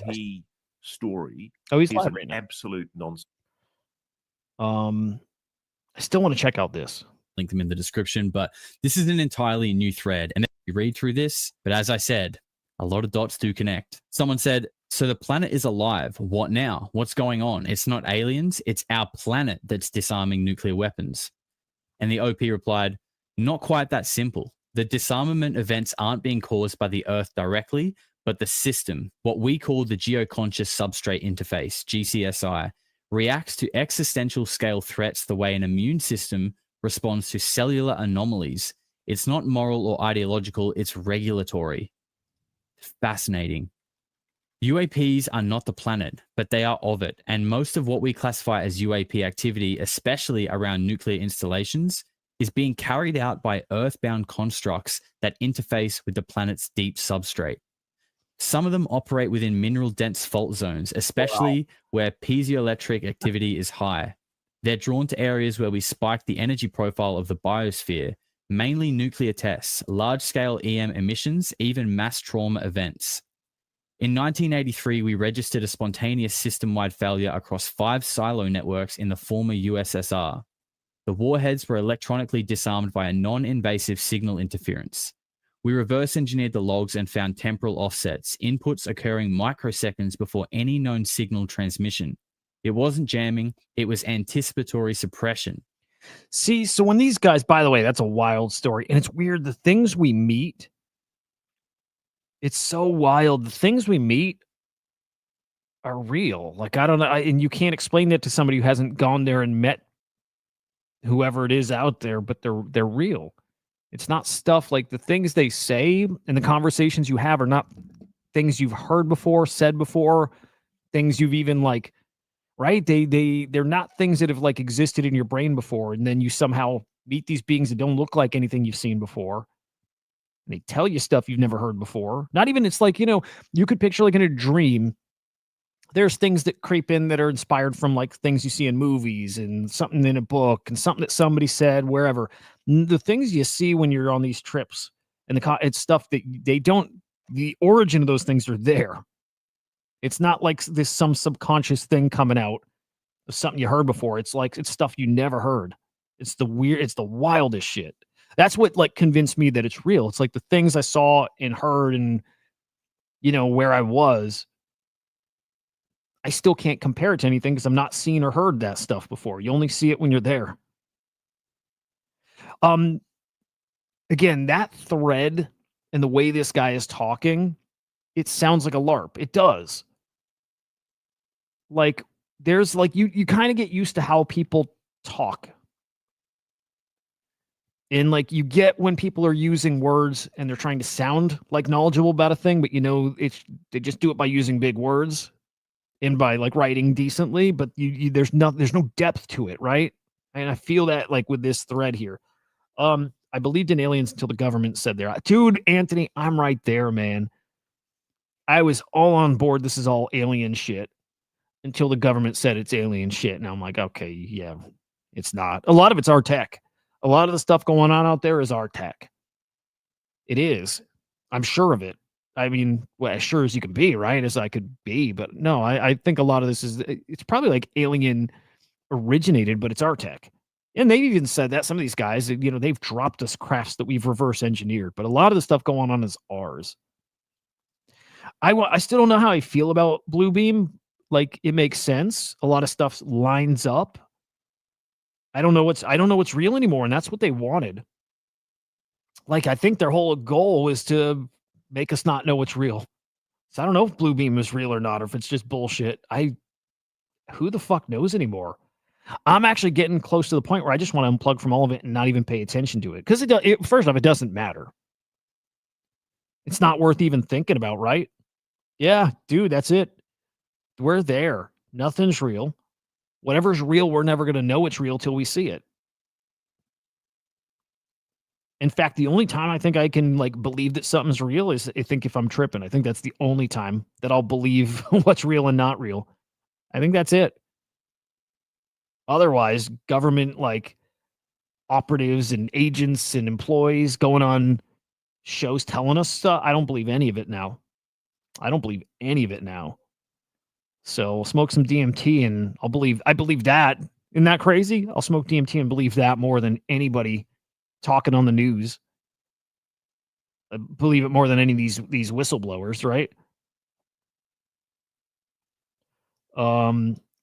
Okay, now I want to see this part because again, the 2027 thing.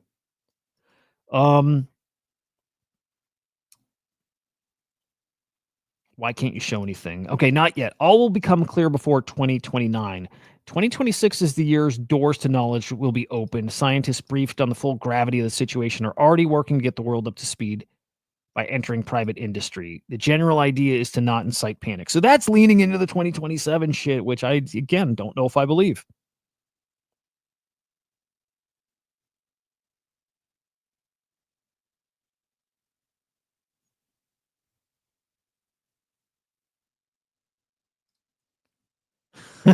Dude. Oh, it's awesome. Dude, Hoods, I'm glad you got there.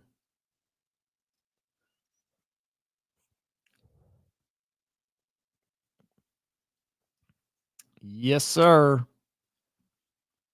I've been briefed. There are multiple species here, according to the research of ECAS. I don't know what that is. 2 major facilities in our ocean have been created by our planet, which propagate through our planet. Whatever. Phil Schneider spoke about something like this a long time ago, but he said there were aliens underground. What's going on there? Our own planet is in collusion with aliens. There's no indications of collusion against the interests of humans. It seems to be the opposite. Species with positive interest in developing the human race have been recruited by these compounds created by our planet. You'll be informed of this in the coming years, but for the sake of immediate disclosure, I will provide more details below. Okay, well, let's go back to the video then. The signature matches the gravimetric and EM anomalies we've seen in both oceanic sites I mentioned earlier. So no, it's not aliens disarming our nukes. It's regulatory function carried out through mechanisms tied into the Earth's deeper architecture. Whether those mechanisms are autonomous constructs, biologically seeded probes, or some form of non-local computation happening in the crust, we don't know. But what we do know is when we get too loud, too fast, or too unstable, our planet steps in and it doesn't always ask. Consider this as the first true disclosure. Now that just takes me back to when we all watched Abyss in our Discord the other night. And if you're not in our Discord, the link is below. We watch movies in there regularly. The planet stepping in when we get a little too loud, a little too fast, a little too ahead of ourselves. That is the plot of the Abyss, that there is a intelligent species deep in the ocean in a giant facility, by the way, and that when the humans get a little too crazy, they can settle them down with a lot of power if they want to. This kind of stuff here, they're drawn to areas where we spike the energy profile of the biosphere. You know, this explains all of the, not only the nuclear bases where these things have appeared and switched off nukes, but the missile tests that have been shot down. There's a town in Japan that is near Fukushima, and all of the people there just happen to be obsessed with aliens and have all of these UFO sightings. What a coincidence. Okay, so someone else replied to the thread and said, "Who hurt you, bro? Can you use simple words, please? I do not have a PhD." I respect that. And the OP replied and said, "I will retain verbiage only to have clarity around technical aspects. I'll aim to reduce in all other aspects." Someone else said, "This is actually very interesting. I've done work in topology and we've come across similar concepts. Some of the terms used also ring a bell with me." Interesting. Someone's corroborating the kind of things that this guy's saying. Wait, what was? I'll aim to reduce in. There's a town in Japan that is near Fukushima, and all of the people there just happen to be obsessed with aliens and have all of these UFO sightings. What a coincidence. Okay, so someone else. Dude, his PFP is rad. It's a Pizza Ninja. Those are fucking awesome. It's one of the best, if not the best IP on Bitcoin. Replied to the thread and said, "Who hurt you, bro? Can you use simple words, please? I do not have a PhD." I respect that. And the OP replied and said, "I will retain verbiage only to have clarity around technical aspects. I'll aim to reduce in all other aspects." Someone else said, "This is actually very interesting. I've done work in topology and we've come across similar concepts. Some of the terms used also ring a bell with me." Interesting. Someone's corroborating the kind of things that this guy's saying. On to the more pseudo question. Are outer-planetary UAPs a thing, or is it all from our own planet? OP says, yes, they exist, but they are not what people think. The vast majority of UAPs are local, Earth origin, or at least Earth linked. They interface with structures beneath the surface, not in orbit. But there are objects we've tracked coming from beyond Earth orbit, some from deep space. The problem is they behave like they already know the planet. In 1998, a classified payload aboard STS-91 picked up an object entering Earth space at 147,000 kilometers per hour. Jesus. No heat signature, no deceleration. It maintained a fixed distance over the South Atlantic for 11 minutes before vanishing, completely off sensor. No splash, no atmospheric entry, just gone. That position overlapped with a known anomaly corridor tied to the Indian Ocean structure. Coincidence isn't on the table. There you go. There is no coincidences, and I would agree with that. Another case in 2003, the Cassini probe recorded an object accelerating within Titan's upper atmosphere, then exiting at a 72-degree angle with no thermal bloom, no ionization trail. Now, Titan, I believe, is one of Saturn's moons. The data was buried under a generic instrument error label. We've since matched that exit vector to magnetotelluric pulses we recorded in the Pacific Plate around the same time. Again, the signature was familiar. Apologies if I ruined that word. I always try my best. So yes, there are non-terrestrial UAPs, but they don't behave like explorers or scouts. They behave like returning systems. Whoa. Someone said, "Are we all going to die in 2027, OP? Please tell us." Oh, dude. Yeah, I want to find that part. Hang on.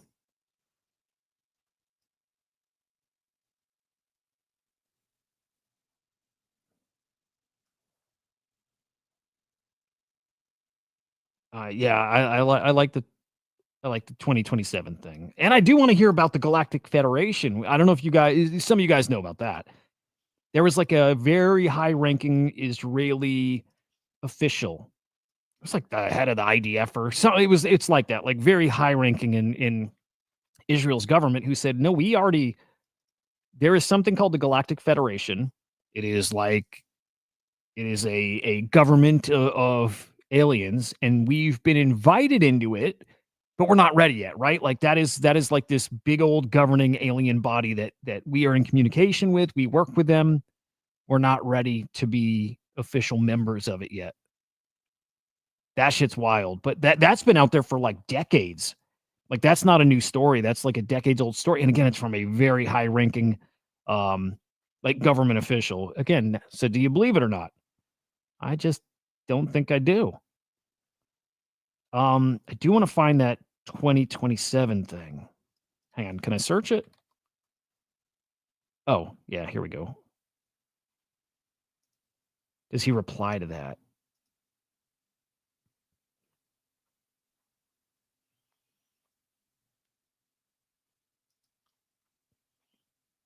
Oh, here we go. "We likely won't perish in 2027. It'll be up to what happens beyond that year."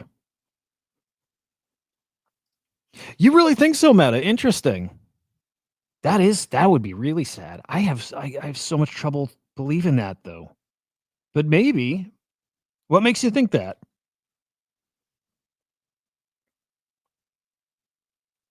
And I wonder if it's alone in this universe, but then we start talking, there's just other dimensions, and you know what I mean? If we're not alone across dimensions. That I could get with.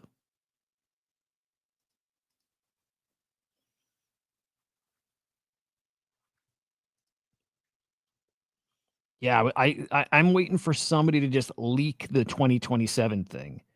We won't perish in 27. It'll be up to us what happens beyond that year.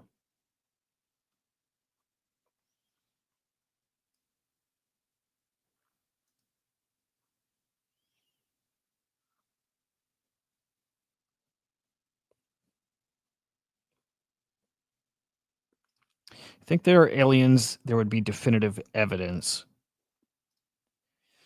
So, you don't think it'd be possible that evidence is there and just hidden, and that it's hidden in a, like, where just a very select few who are like probably religious fanatics keep it under wraps? Like what I worry, this is my conspiracy theory, if you even call it that, but that like years ago, decades ago, I don't know, 100 years, 200 years, that like some really bad people got in control, and it's been that way ever since. You know what I mean? Like maybe.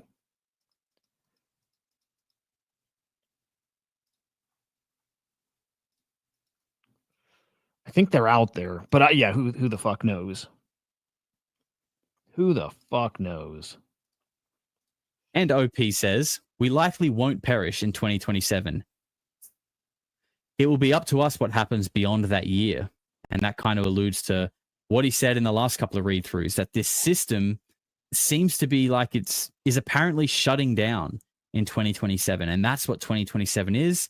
And then it's kind of up to us to fend for us. That was interesting because that ties into this other, might be from the same poster, but the idea that this maybe, I don't know if it's that structure that's in the ocean or some kind of like alien fucking race that's here that is going to be leaving in 2027. That's like the latest kind of like theory, rumor, whatever.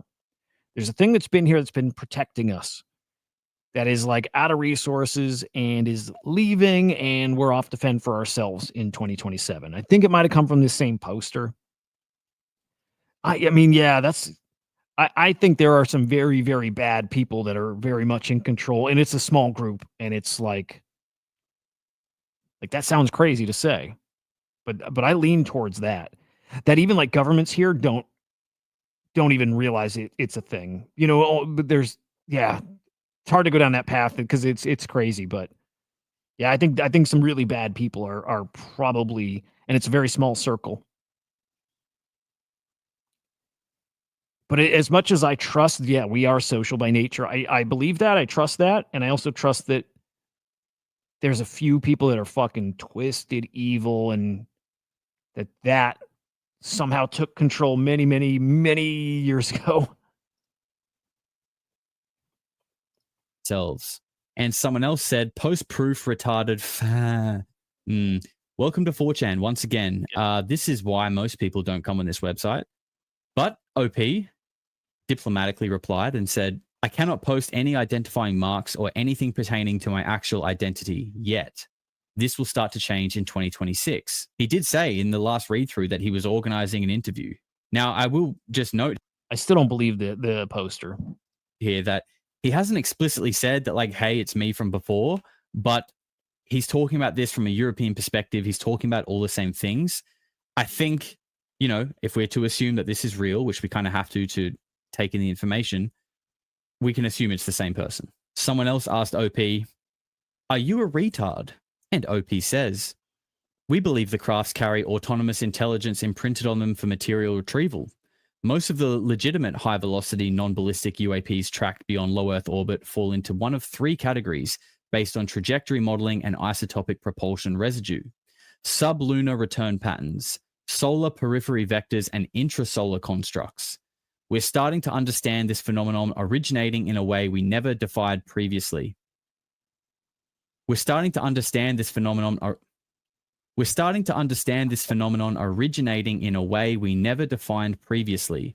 The lines between local and non-local, native and foreign, collapse when you're dealing with a system that doesn't think in 3 dimensions or within time as we perceive it. Earth is no longer classified as a planet, but a node. According to frameworks internally published 2 months ago, this will become clear in the future. Now remember, that was in response to someone saying, are you a retard? Which is a hilarious response. But just to clarify, if you don't use 4chan, you can see there above him saying, are you a retard? He is also responding to some other points, which are someone saying he's claiming it's not extraterrestrial, yet he admits part of the material are not terrestrial. So basically, they're trying to call him out. And he just hit him with a whole wall of dense technical words to try and prove that, in fact, OP is not a retard. Someone else said, does the moon have anything to do with it? And OP says, I do not directly work on lunar analysis, but I have been briefed to understand the position of the moon as an anchor over a satellite. According to reports of another branch, this planet was not able to progress evolutionary states due to the hostile environment on the surface. Some within the program refer to it as the peripheral buffer.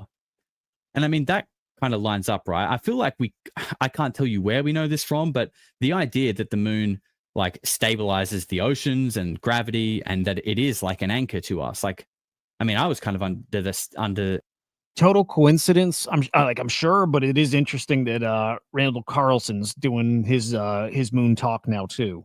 And I mean that like total coincidence, but interesting. Like it's all fucking interesting. I was kind of the understanding that is just common knowledge. Like that is what it is. Maybe he's not trying to say anything kind of secretive here. He's just kind of stating that. But I think, We sort of knew this already. Someone else says, OP, are you the schizophrenic LARPer tranny who thinks he's a demi-human, or are you part of that Discord group? And for what it's worth, like, and you guys who like read a lot of 4chan, like you get used to how people talk and you get used to LARPs. And I feel like that poster's a LARP.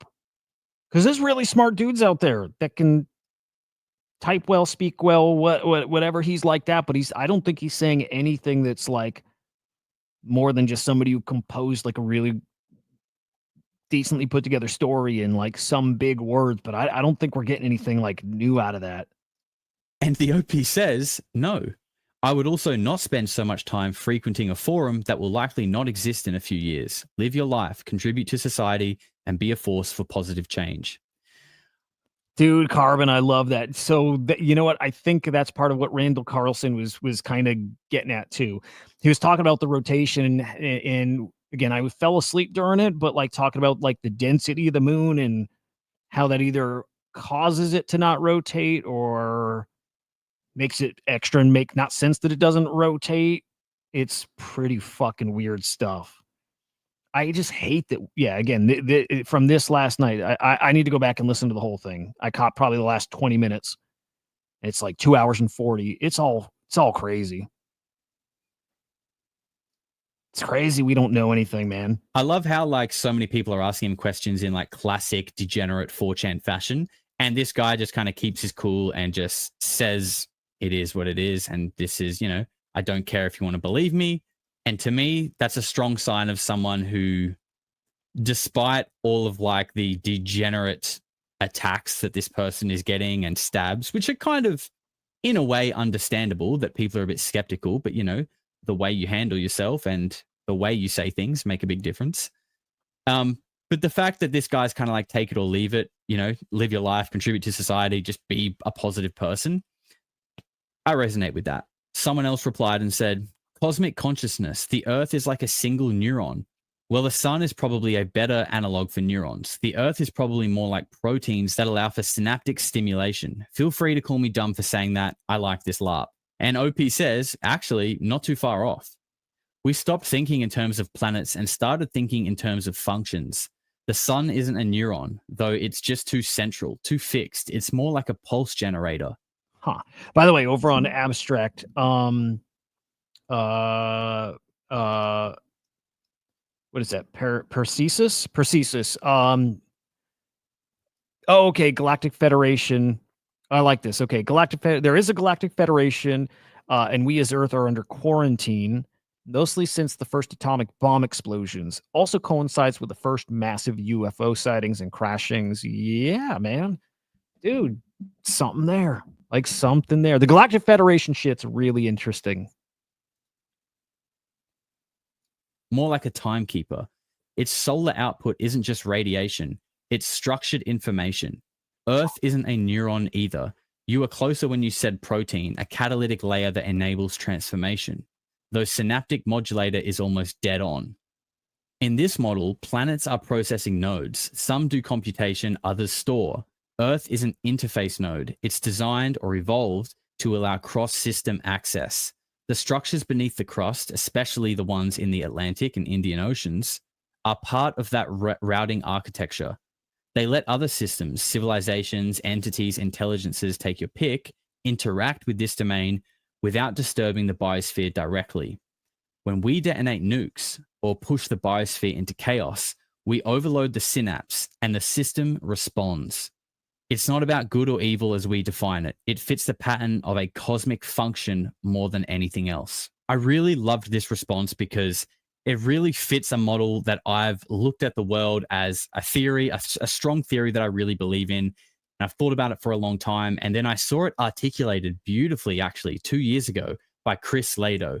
You might be familiar with his channel. He's an ex-F-18 fighter pilot who kind of got interested in the phenomenon in 2017, just as an ex-fighter pilot who saw Commander Fravor and was like, I know guys like that. He's telling the truth. And I guess it kind of opened him up to this whole world. And by the way, random, very random.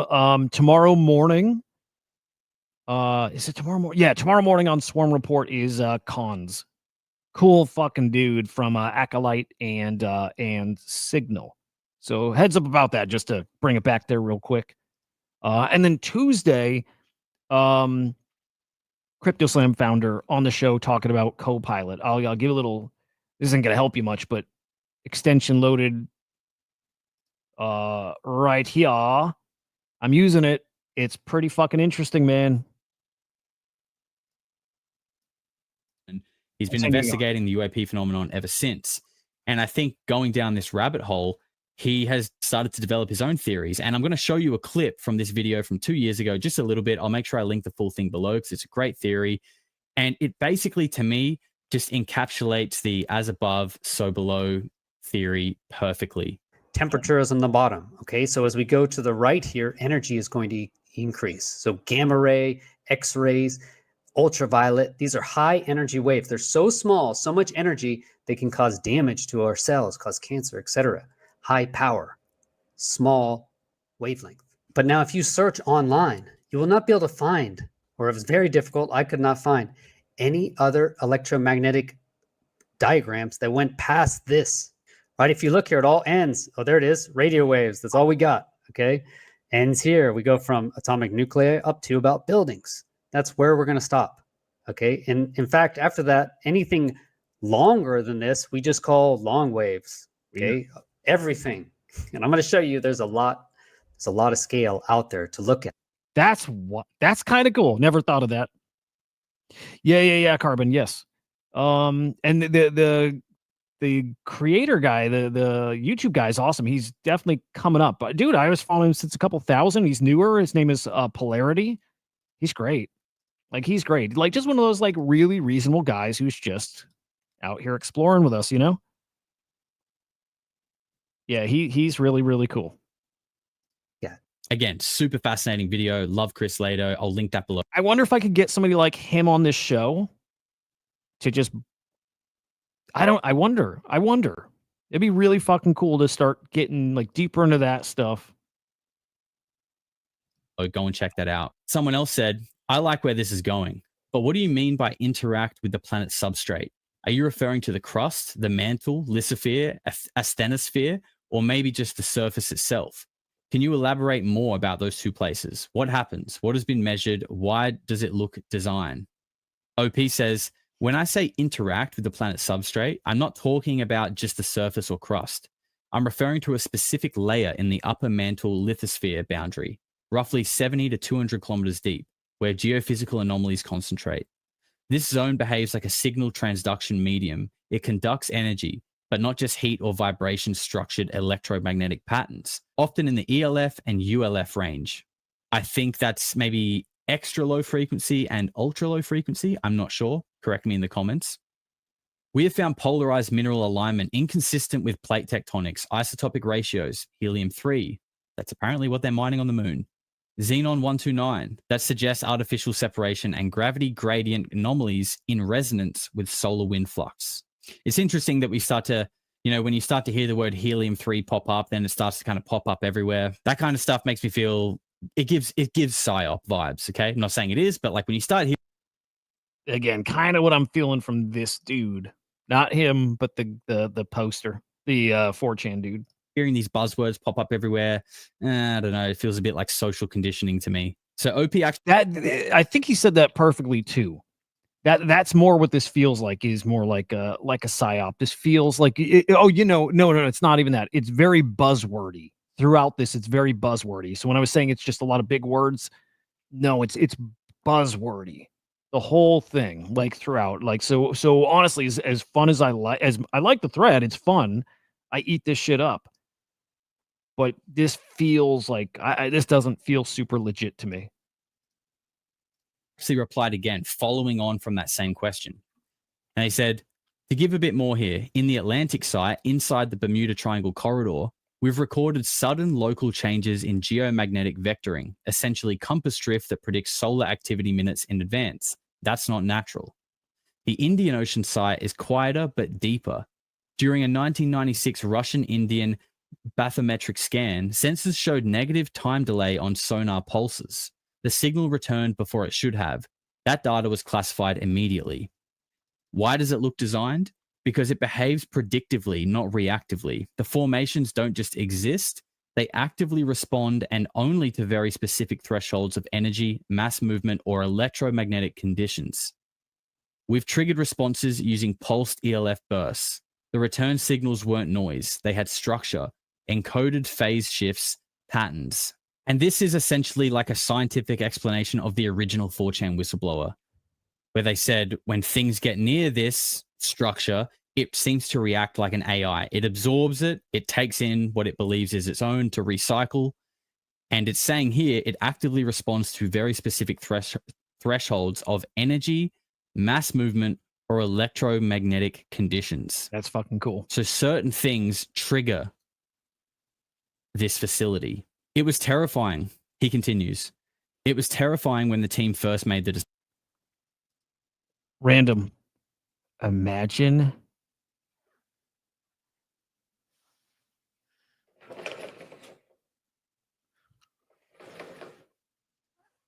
if my fam bought me a Switch 2 today.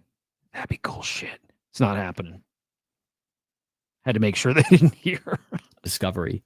The planet is actively built to listen. I've seen classified documentation with Nikola Tesla's signature giving us instructions on how to harness the power of the planet using tectonic energy. When we use too much energy, the planet responds, as it has in the past. Oh, wait, Hoods, what is this? Hang on. What did you send me? Wait, what are these coordinates you sent me? What is that? All right, hang on. Hood sent me some coordinates. What are we looking at?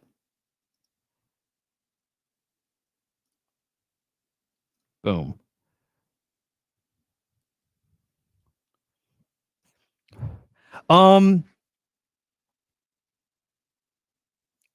I don't listen regularly. I don't dislike Ian Carroll. I like anybody who's curious and exploring. You know, I like him. Whitney Webb. I need to look. Her? Think her? I need to look them up because I don't remember. Whitney Webb.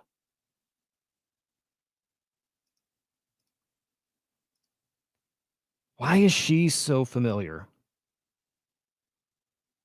Also, does she have a crypto show? That might sound stupid, but so I think know about her.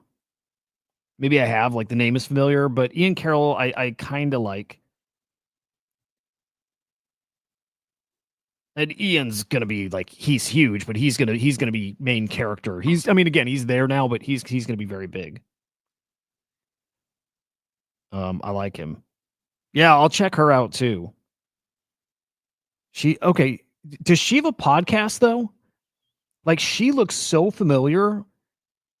Like she is like, I don't know why in my head I'm feeling like she just launched a massive podcast that happens to be on Say. I think I'm getting her mixed up with somebody else. Let me peek.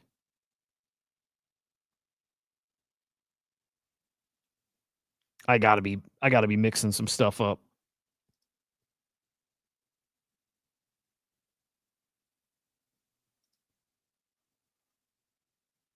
I like the name. I like the name. One Nation Under Blackmail is fucking great. Which is it, dude? That's totally it. Say podcast. I should at least want to figure out what it is I was thinking of.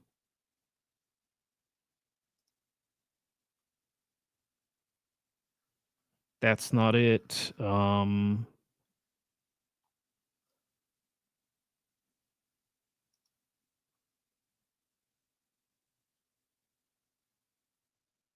Whatever. I'm sure it's not her. Dude, it's such a great name. I think that's everything. Everything is blackmail. Everything. I really do believe that. I really do think there's bad people in control. That's conspiracy theory-ish, right? I believe it. I really do believe it. I really do believe there's a secret cabal of elites and whatever, but I believe it, and I don't think it's the people we think of, like our politicians. I don't think it's them. I think it's above them. No proof, no nothing, gut feeling, intuition, whatever. I think that there's just like a cloak wearing, fucking like secret ancient cabal that are the ones really in control. I unironically believe that. But I don't know what that looks like and what it means and how, none of it.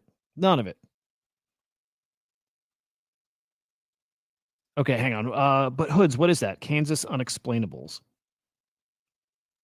Oh, Kansas Wild Mind Landed Strip Pit. Oh, do I need to change the view here? Hang on, let me go back there. Do I need to go to like satellite view?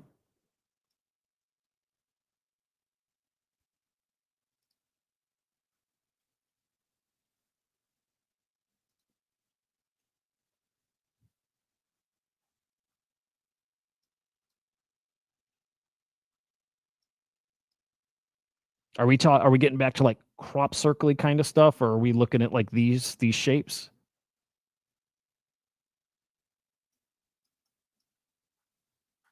Huh. Oh, that's pretty interesting.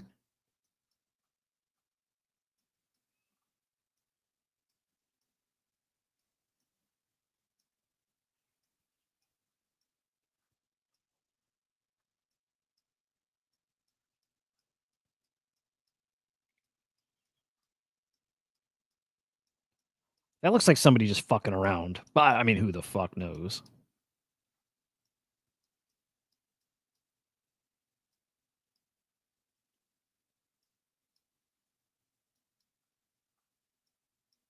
I don't know. Maybe that is weird.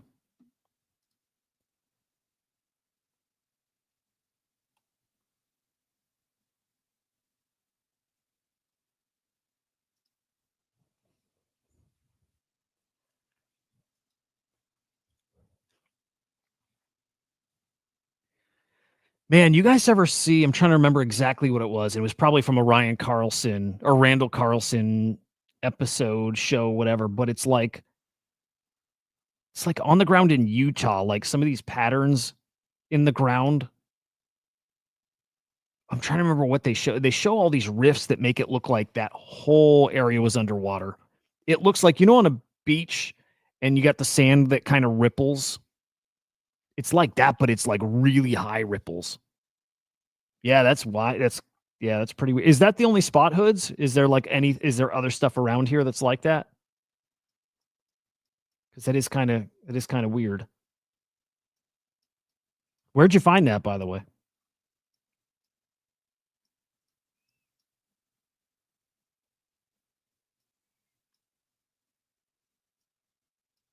It's cool.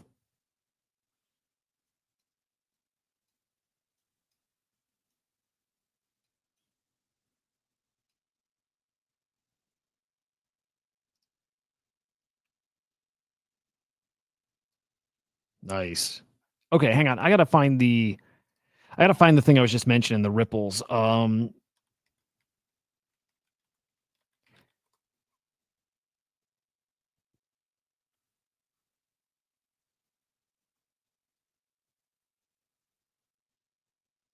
well, shit. I think I just found it with one search and it comes right from Randall Carlson. Okay. The southern USA once held rivers and lakes, clear sign of a lush, temperate past. Now it's a desert, but the geomorphic footprints of massive water flows remain. Climate doesn't just change, sometimes it flips fast. This is getting into the pole shift. In water washing right over everything, guys. That scares the shit out of me, but look. After effects of these gigantic water flows. And once you begin to understand the basic vocabulary or the basic alphabet of these events, you can start connecting these dots and realize that, well, wait a second, we can see that here we have deserts of the southwestern United States that have very similar type of evidence of gigantic water flows, of previous temperate, if even almost lush, when there was rivers and lakes in abundance, and they're gone. To me, this raises very interesting questions about climate and environment and how much it changes and on what scale, on what level. And I think we could say sometimes it changes very fast, very dramatically, and on a perhaps global scale. And this is what tends to be overlooked in a lot of the concern about climate change. What I'm So yeah, and there was just one specific thing. It might even be on a Netflix series, but it was like the ground has these mounds that go up like, multiple feet. And it just looks like you would see ripples in sand, but it's like at such a bigger scale. And it basically makes it look like the whole area was covered in, in the ocean, basically, which crazy. Apparently Egyptian things were found in the Grand Canyon. Damn. Oh, wow. Oh, that's Wild Hoods.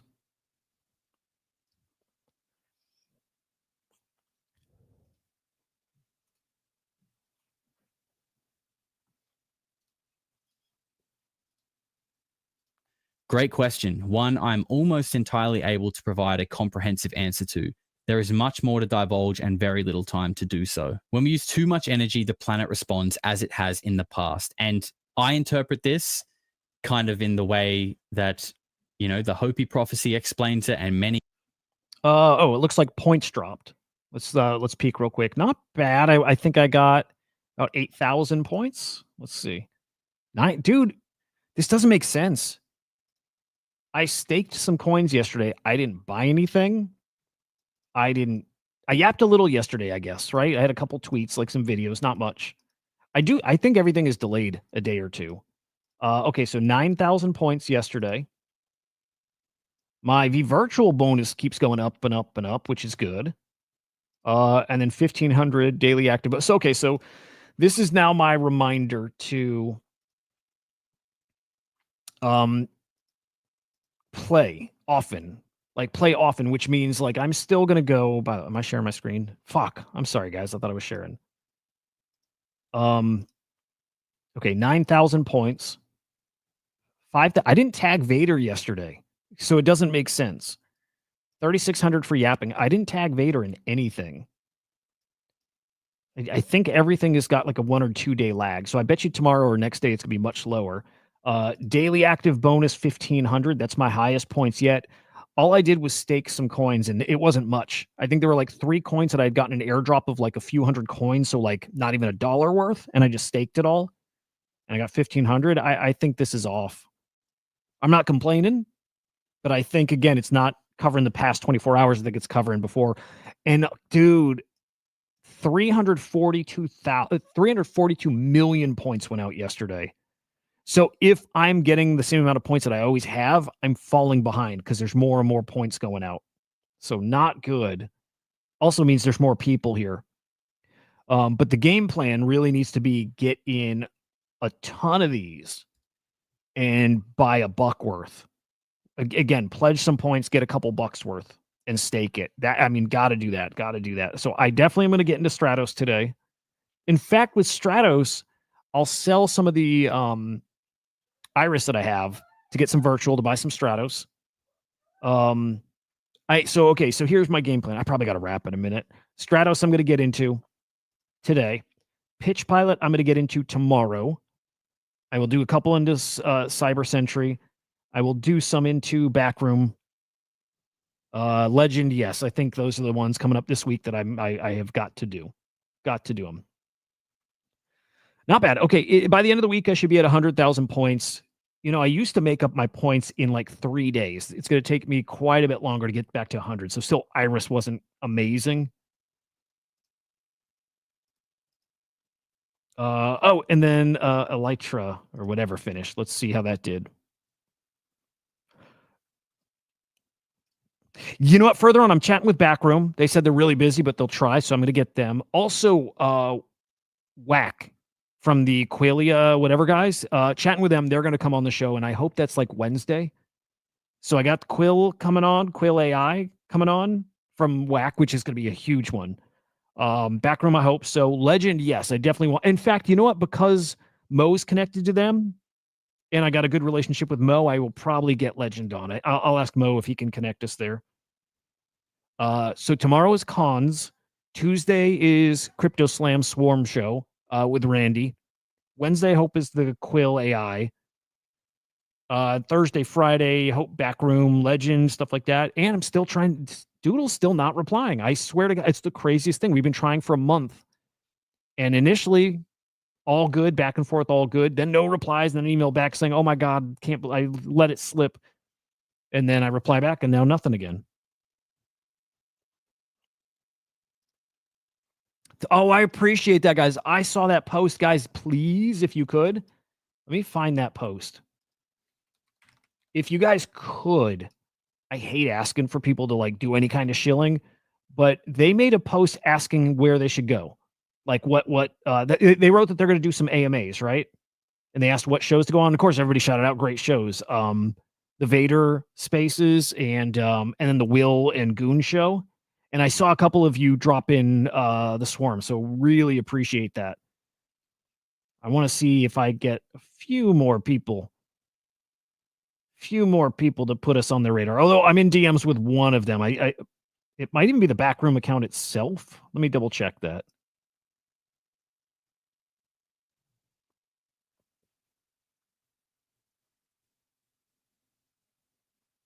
Where the fuck is that tweet?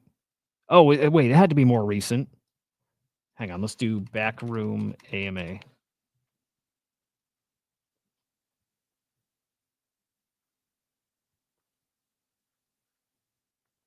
Dude, I don't know where that is. You know what? I know.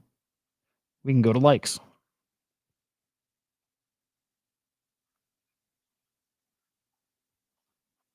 Was it that? Nope, that was this morning.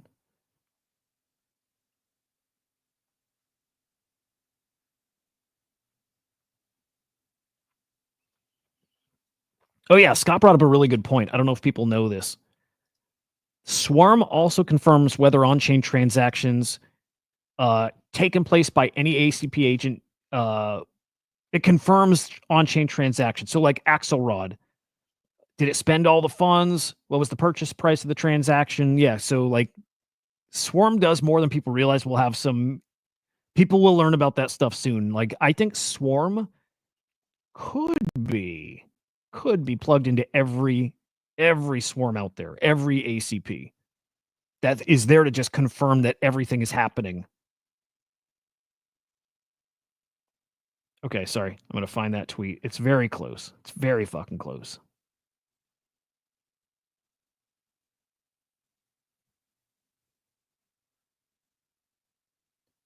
Pretty sure.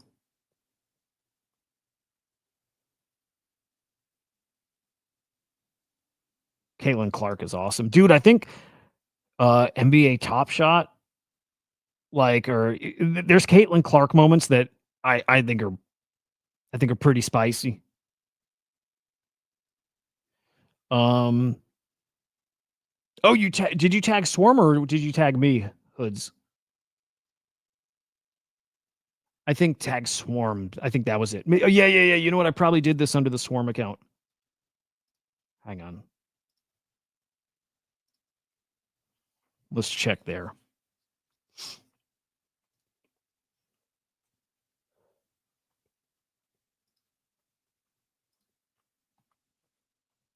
There it is. Oh, they deleted the fucking post. Well, that's why. Okay. The post is gone. All right. Well, next time. But I appreciate you guys. I saw a couple of those, so thank you very much. Definitely want them on. Definitely want those guys on. Let me see. Again, I got to double check. Chatting with one of them. Just don't remember who.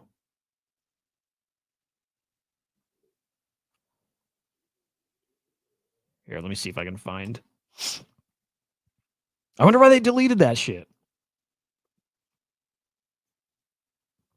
Also, do any of you guys have trouble with DMs where like you look at your DMs and like half of them are missing the icons